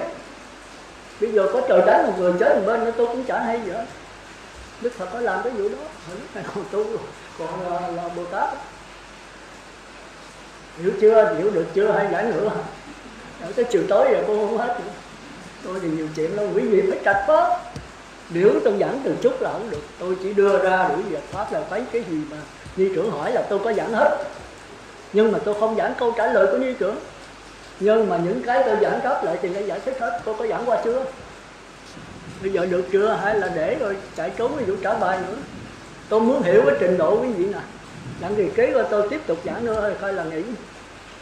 Tôi thấy quý vị mà nếu mà quý vị tha thiết thì tôi cũng thiết tha. Còn quý vị lừa biến thì tôi cũng biến lừa. Tôi nói trước thì nghỉ hết. Tôi giảng vậy là cực nhọc, tôi phải về thăm thiền tìm cách giảng cho nó dễ hiểu. Tôi biết rằng cái người giảng là quan trọng. Cái tội lỗi ở người giảng chứ không phải ở người nghe. Nhưng mà xin người nghe cũng phải thiết tha trên vấn đề đạo pháp. Người giảng mới tha thiết giảng cho được. Để quý vị biết là tôi rất đây làm sung sướng, quý vị cũng sung sướng. Còn giảng quý vị không biết gì hết, rồi tôi cũng giảng rồi tôi cũng chán thấy mồ đi. Rồi làm sao mà tôi soạn bài tôi tóm tắt cho nó gọn được. Tóm bao nhiêu quý vị xảy vô sọt rác hết, thì đó là cái mồ hôi nước mắt tôi là thấy tôi vô sọt rác. Thì còn cái gì nữa mà dạy. Quý vị thông cảm, quý vị cố gắng ăn nằm với nó. Cái đây là cái đạo quả của quý vị chứ không phải của tôi. Tôi không có bắt buộc. Nhưng mà khi quý vị làm bài đó thì chủng tử nó lọt vào trong linh hồn quý vị đó. Rồi khi quý vị ngồi thiền, quý vị gặp hoàn cảnh đó thì cái chủng tử này hiện ra, quý vị không bao giờ bị ổn ma nữa. Thì đó con đường quý vị đâu phải của tôi. Còn tôi làm hết thì quý vị như cái máy thâu băng thôi. Không ai lại giao quý vị không có chủng tử gì hết. Quý vị cũng như ăn trâu ăn cỏ vậy thôi. Lúc đó là của tôi, nó phải của quý vị. Quý vị phải về ngồi thiền lại, ăn nằm với nó, nghiền ngẫm nó, chừng nào nó thành xương thịt máu của mình thì đây mới là của quý vị. Còn bây giờ tôi giảng quý vị nghe là của tôi, 40 mấy năm trời của tôi.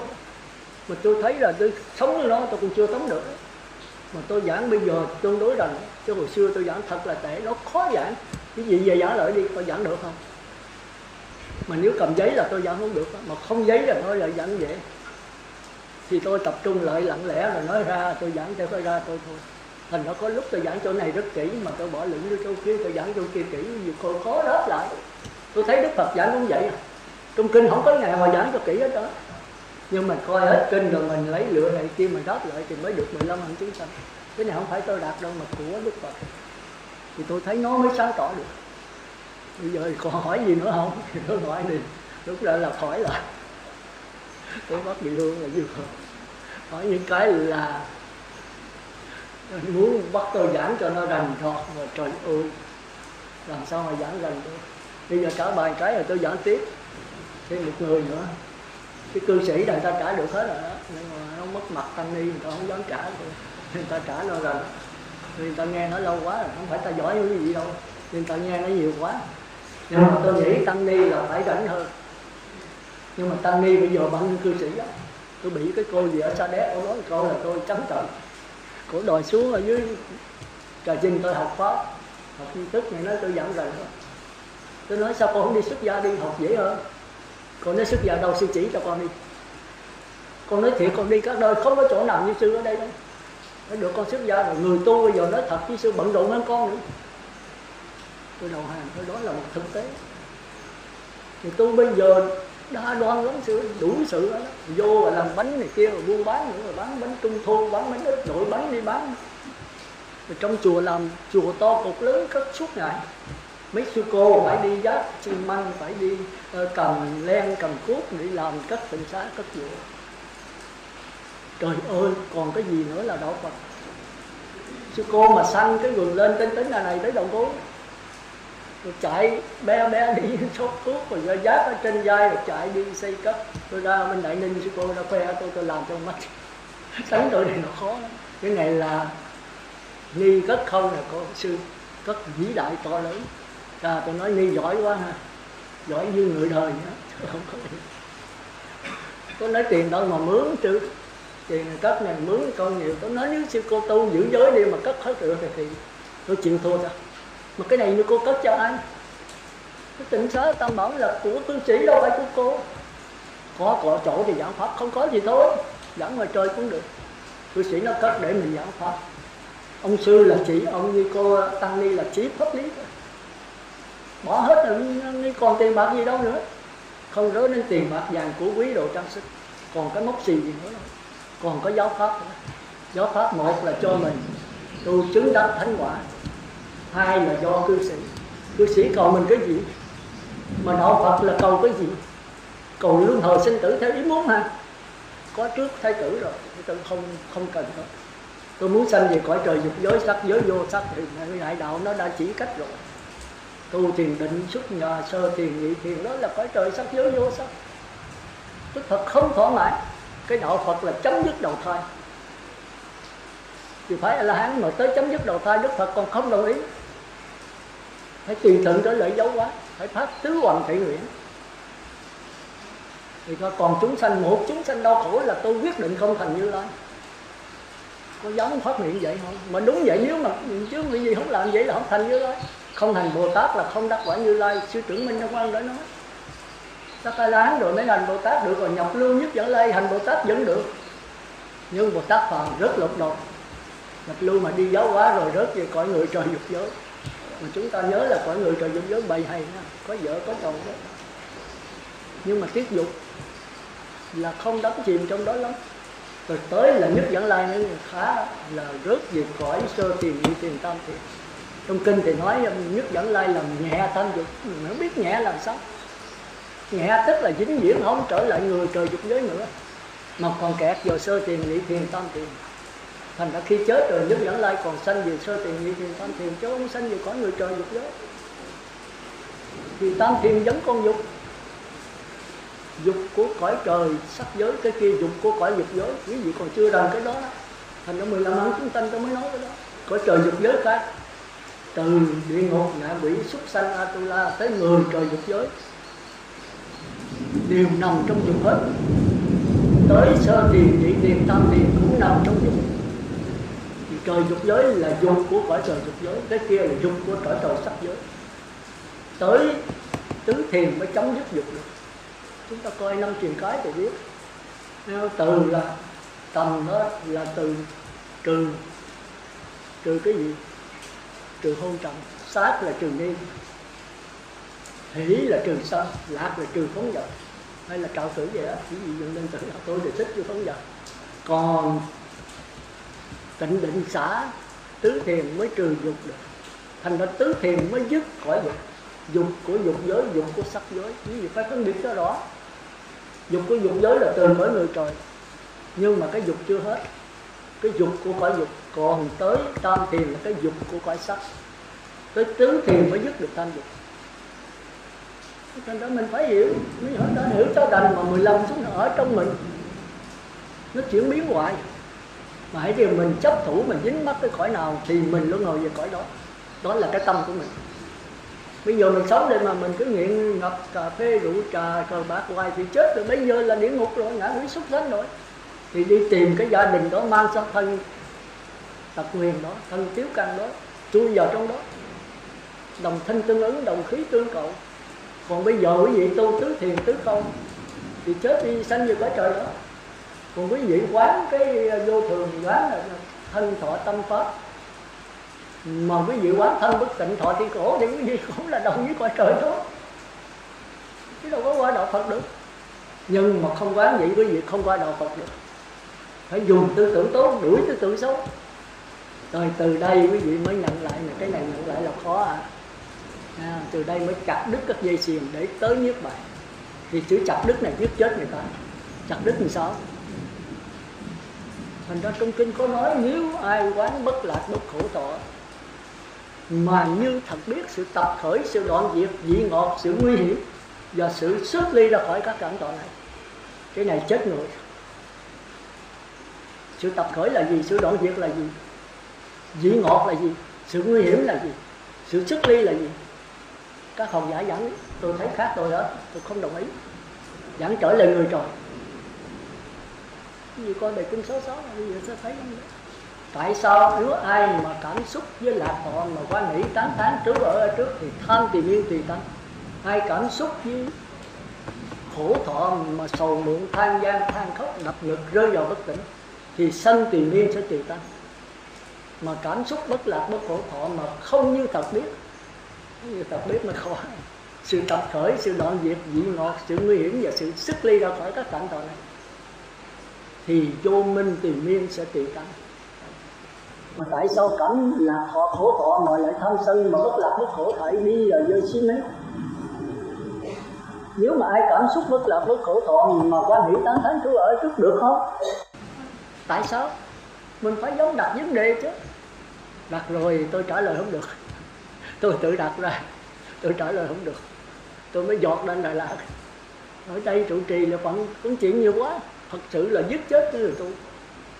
Thành ra mấy cổ đức nói là thề mà chưa đắc A-la-hán đừng làm trụ trì, đừng thâu đệ tử. Hai cái này giết chết người tu. Nếu ác quả A-la-hán thì được, còn chưa thì thôi đệ tử phải dạy nó. Mà đệ tử sao đó là ông thầy chịu trách nhiệm. Còn lãnh trụ trì thì phải dạy Phật tử, dạy tăng ni.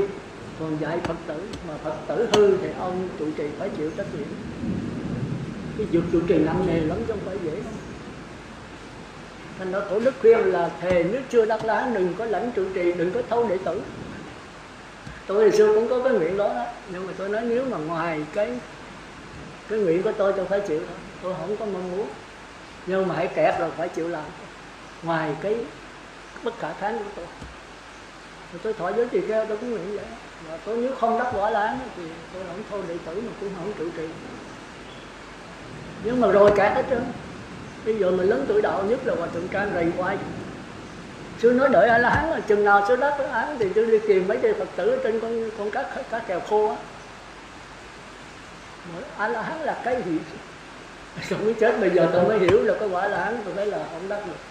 Còn tôi trở lại 70 kiếp nữa tôi không đắc. Nếu không có Phật thì phải nói vậy. Rồi cái đức của Phật nó dữ lắm. Mình tu mà tự lực mình mà thiếu cái từ bi của Đức Phật mà gia hộ mình thì chết. Hồi xưa tôi nhớ Xá Lợi Phất một Quỳ Liên thuyết bài pháp là phải Phật chứng minh mới được. Thành ra kinh chỉ có Phật thuyết thôi, chứ ngoài ra không kêu là kinh được. Mà Xá Lợi Phất một Quỳ Liên mà thuyết gọi là kinh là Phật thuyết minh, Phật thọ thí rồi. A Nan cũng vậy, thuyết bài pháp là lời Đức Phật chứng minh ông thuyết đúng, thì chừng đó mới kêu là kinh được. Thế mà Huệ Năng Pháp Bảo Đàn giống kêu là kinh. Mà chúng ta thấy Huệ Năng Pháp Bảo Đàn độc đáo thiệt, có thể nói là kinh đúng. Tôi là tôi coi qua tôi còn Ngài nói là đi thẳng trực chỉ nhân tâm kiến tánh thành Phật, không có pháp môn. Ngài bác hết tất cả pháp môn. Mà nếu không pháp môn thì thời này làm sao đi?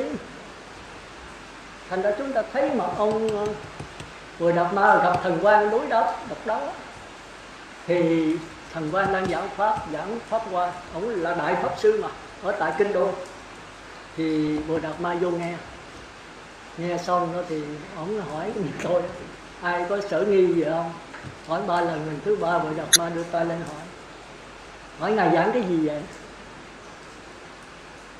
Nói tôi giảng kinh. Một kinh gì mới được? Thì thần quan mới cười nói ngài xuất gia mà ngài ngu, cái tướng này không quá, ông kinh pháp hoa đức nít nó còn biết. Hàng ngày ta tụng kinh pháp hoa, mà kinh pháp hoa mà ngài không biết là kinh pháp hoa, là xuất gia là tệ quá. Thì đại chúng cười cái ì lên. Rồi thần Bồ Đạt Ma mới hỏi tiếp, kinh pháp hoa do ai nói? Ai mà giảng kinh pháp hoa? Thì đại chúng còn cười nữa. Ông thần quan cũng cười nói ngài xuất gia ngài ngu quá, kinh thì Phật nói chứ ngoài Phật đó ai nói kinh được. Ngài nói Đức Phật nói trong 49 năm ta chưa hề nói một lời. Nếu ai nói ta có thuyết pháp phỉ bán ta. Vậy thì pháp sư phỉ bán Đức Thế Tôn. Chết chưa?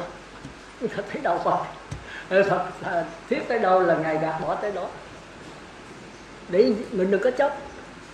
Mà chấp là gì? Chấp là tập đế. Mà nó 49 năm mà nói Phật có thuyết pháp thì phỉ bán Phật. Thì thần quan chới dối, mắc cỡ. Thì đại chúng im bặt hết, bị thầy mình mà bị chọc vấn biến. Rồi thần quan mới hỏi ngược lại, vậy thì kinh không phải của Phật nói sao? Vậy thôi không có giá trị gì. Ông nói ngài nói kinh không phải Phật nói là ngài phỉ bán tam bảo. Người sao nương vào đâu đi tu? Cái thế giận kèm. Thì chúng ta thấy là mấy vị Bồ Tát lớn là người ta chơi cái chỗ đó. Thành ra đạo Phật là khó giảng đó, khó mà nói. Rồi trong cái bài đó hay đó, có sự có lý. Thần quan mới tức trước Phật tử, nó im băng phát hết, hỏi trả lời không được.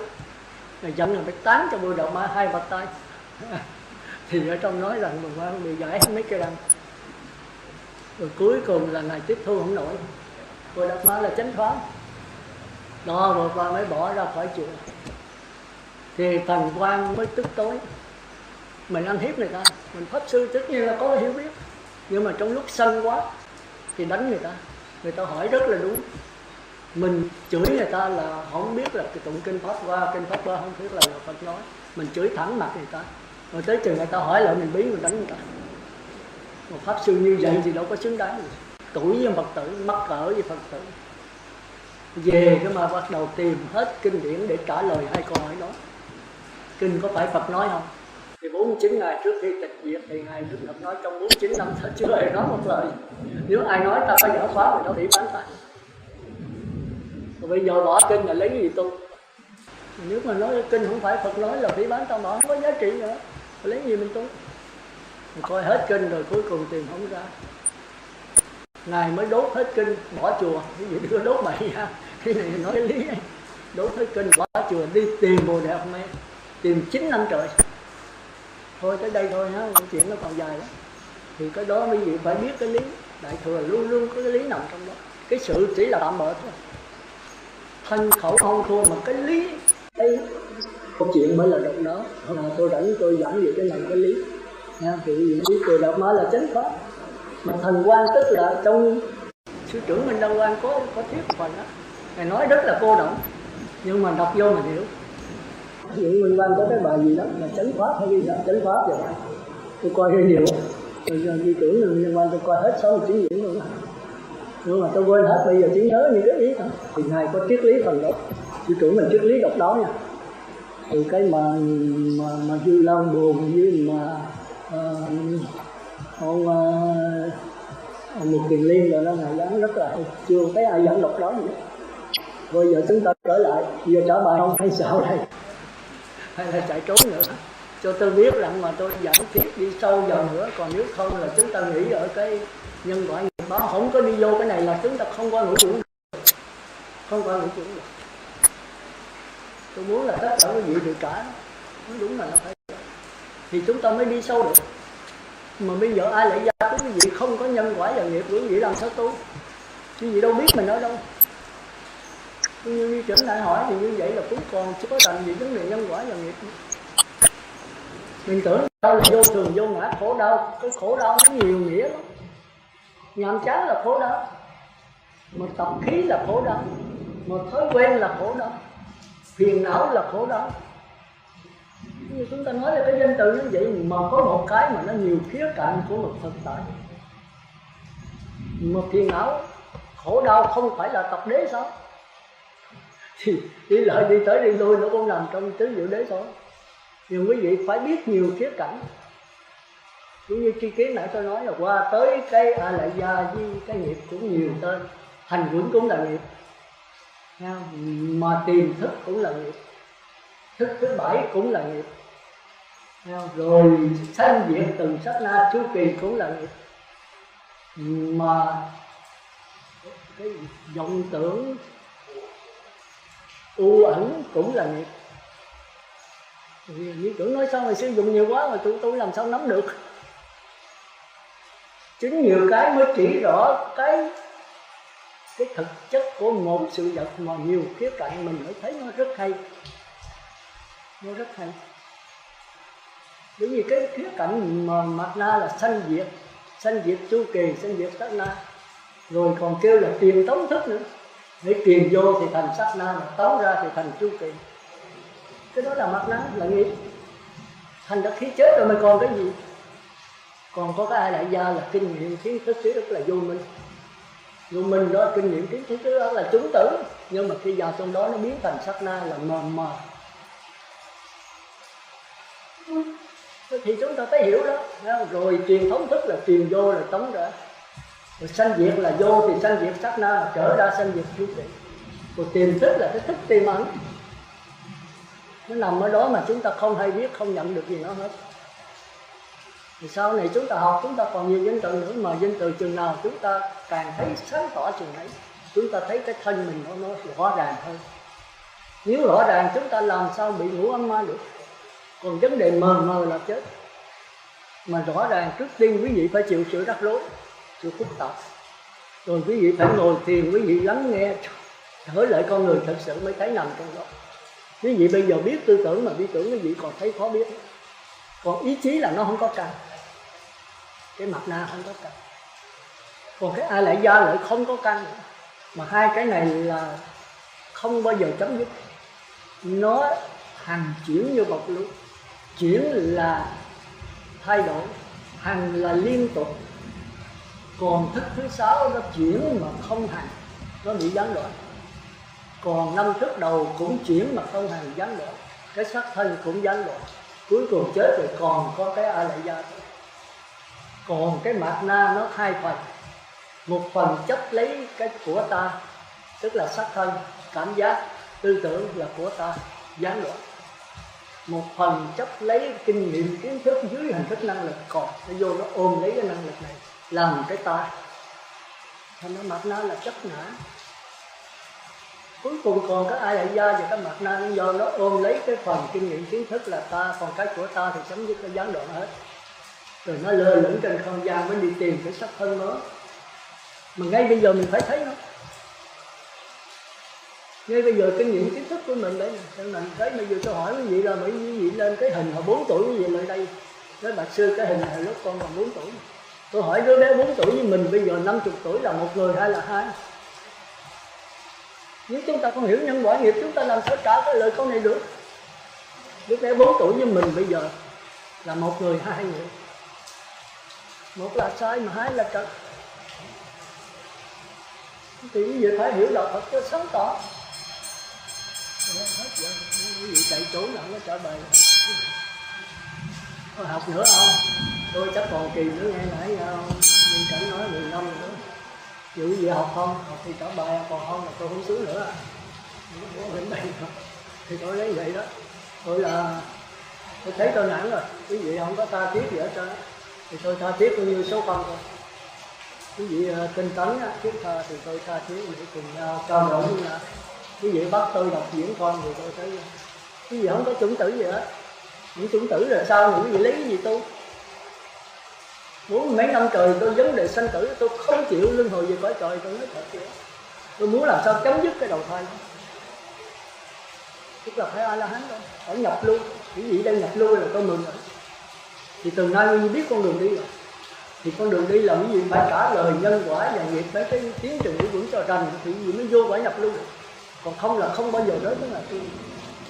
Mà trả bài quý vị không chịu trả rồi làm sao? Cái gì cô hỏi tôi cái chạy dài dài cái đẩy tôi vô đó để giảng không? Mà tôi giảng bây giờ tới 10 năm bây giờ cũng còn bài giảng. Nhưng mà tôi bỏ lửng đó là chứ tôi không giảng cái gì đâu. Thì cái gì phải làm việc, phải ăn nằm, phải động não một chút.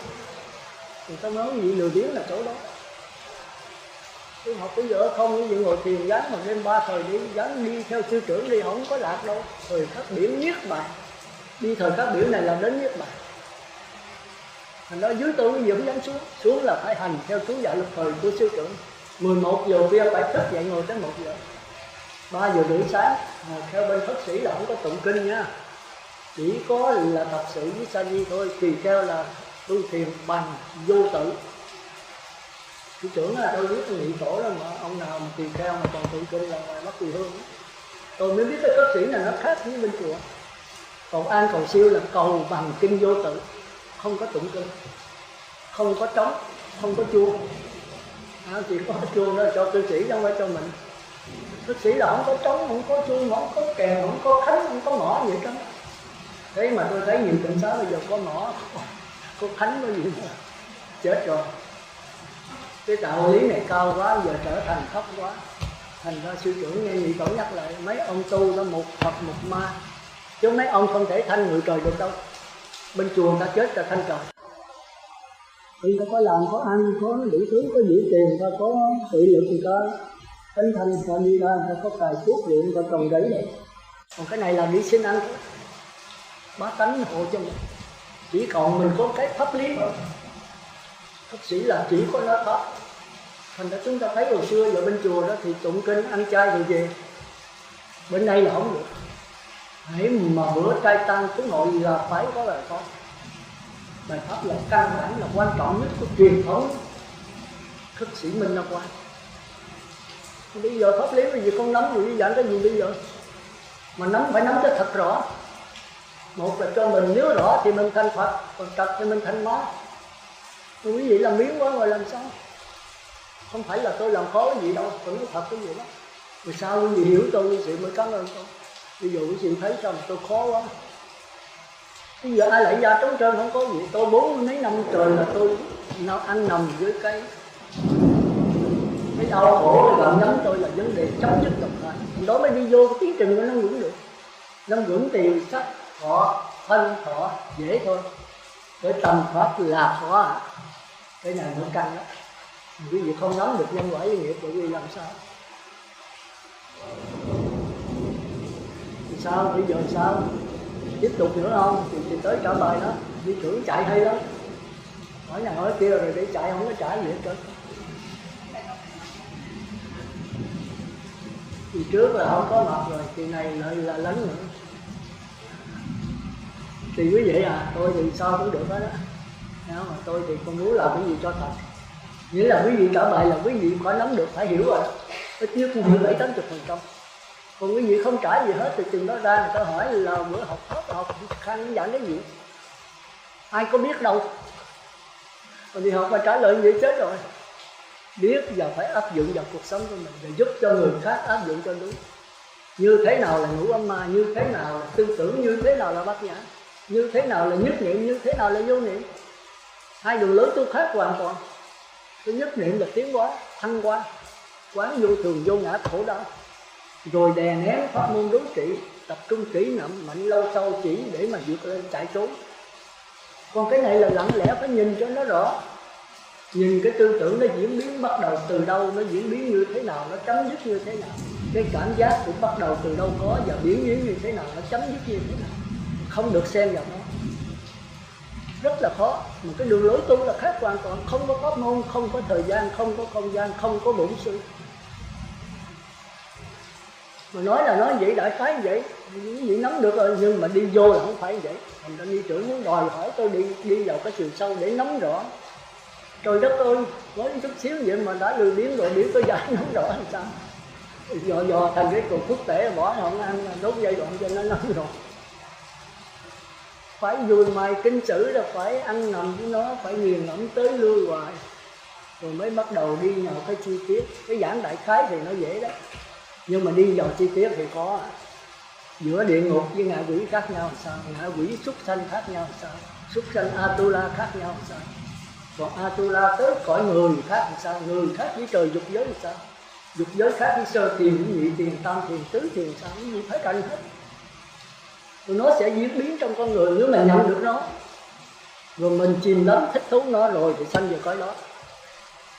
Còn mình nhận nó mà đừng có chìm đắm, đừng có dính mắc vào nó thì chúng ta đi lên nữa. Đi lên tới khi tưởng thì tưởng mình là Như Lai thì rồi chết nữa. Nếu qua mình biết không phải Như Lai, nhưng Đức Phật đã giảng cho mình rồi, còn mình biết thì mình có thể đắc A-la-hán. Thôi tôi nói hoài cũng vậy, bây giờ sao? Giờ trả bài không thì tới tôi xuống, còn nếu không thì thôi. Tôi không làm khó đâu, tôi không giảng tiếp nữa. Giảng hoài thì quý vị không có nắm được cái gì trơn thuốc luôn. Bây giờ ai đại diện đi không? Đưa cái trả không? Trả bữa nay đi trưởng đâu có trả. Hỏi ngay rồi chạy trốn thôi. Bây giờ trả thì tôi chỉ ai người đó trả thấy không? Hôm trước là Minh Duyên rồi cái ông trốn luôn. Ông đứng là đại diện cho đại chúng rồi ông nói con đại diện thôi chứ con không phải nói con trả xuống không. Chúng ta sợ.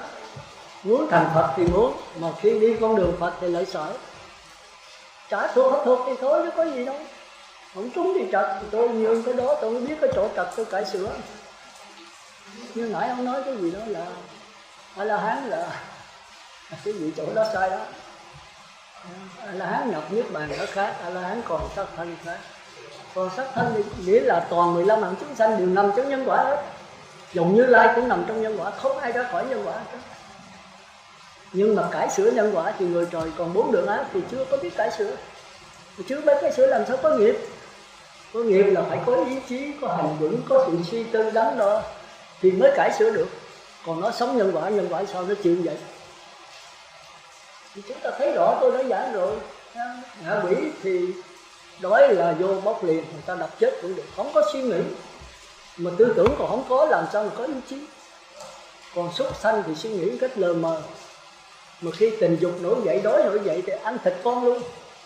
Thì tôi coi cổ đức người ta nói thì đâu còn cái suy nghĩ gì đâu. Thì cách lờ mờ, cái gì lờ mờ là cái đó nằm trong nhân quả. Thì là sống theo bản năng, sống theo thú tánh. Thì mai cái dân rất rõ. Rồi trong này cái gì cũng vậy, khó nói đó. Anh mày làm việc mày không có suy nghĩ gì hết, muốn làm gì làm à, thì đây là ngạ quỷ. Còn nói mày làm mày nghĩ sao mày làm gì mà không có đắn đo gì hết thì cái này súc sanh. Muốn nói cái gì nói, phải uống lưỡi 7 lần trước khi nói thì này nó mới là cõi người được. Còn nghĩ sao nói vậy thì cái này là súc sanh. Còn ngạ quỷ là không có suy nghĩ nữa. Thấy đói thì nhào vô ăn, thấy vàng nhào vô giật, ai đập chết thì thôi. Thì đó là cái tánh tham quan. Tôi đã thí dụ nhiều thí dụ gì thấy trong người mình có nữa.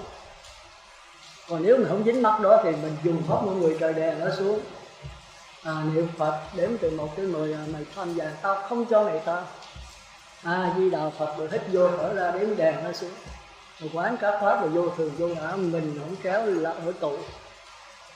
Quán cái đó thôi, vàng bạc là con rắn độc giọt lên. Thì nói rõ ràng quá rồi, quý vị có hết. Rồi quý vị không nắm được cái vậy rồi khi cái tâm quý vị hiện ra quý vị làm sao? Rồi quý vị nếu mà nhà sư thì phải giảng cho tăng cho Phật tử nữa, rồi Phật tử nó hỏi mình làm sao? Mình cứ giảng pháp đối trị không? Nhất là pháp đối trị theo chỉ là nguy hiểm. Nó nổ một cái là cái nồi súp da tanh mình hết. Cứ đè hoài mà nó xì hơi lên mình đè. Nó xì càng mạnh đè càng mạnh. Mà đè hết nổi thì sao? Thì nó nổ tanh bành hết, không còn cái gì hết. Thành ra cái pháp quán vẫn là hơn. Nhưng mà đừng có chia chỉ quán làm hai. Một là chỉ nhiều hơn quán, hai là quán nhiều hơn chỉ. Mà nếu quán nhiều hơn chỉ là tu pháp thì pháp hành theo cái pháp mà hành. Pháp là quán, Còn cái kia là tùy tính hành, cái niềm tin tập trung kỹ mẫn đâu sâu là có niềm tin vào Đức Phật, niềm tin vào pháp môn niệm Phật, niềm tin vào hơi thở, tập trung kỹ mẫn lâu sâu vào đó thì cái này đi tới thành thông. Nếu quý vị tập trung là có thành thông.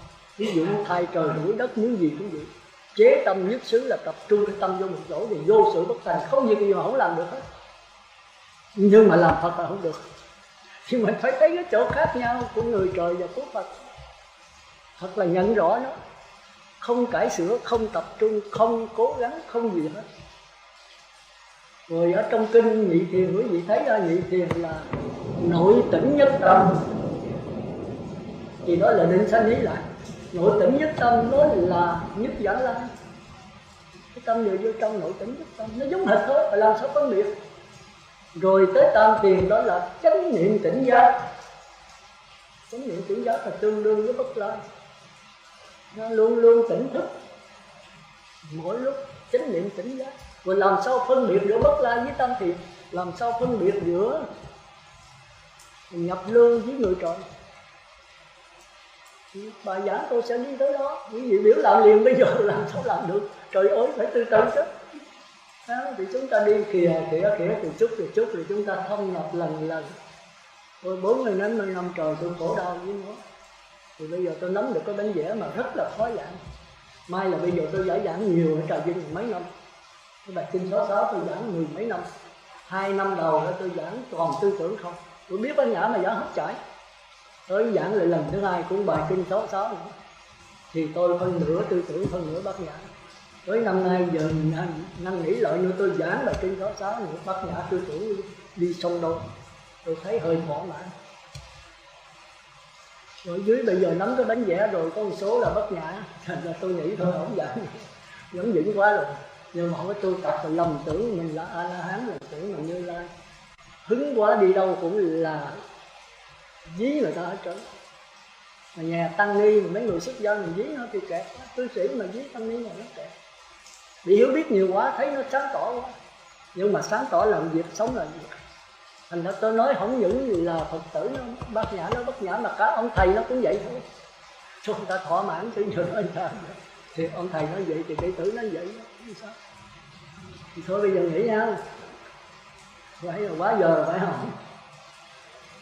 Phải không? Để ai đun chuông đó mà. Có đun chưa? Rồi hả? Thì thôi giờ nghỉ.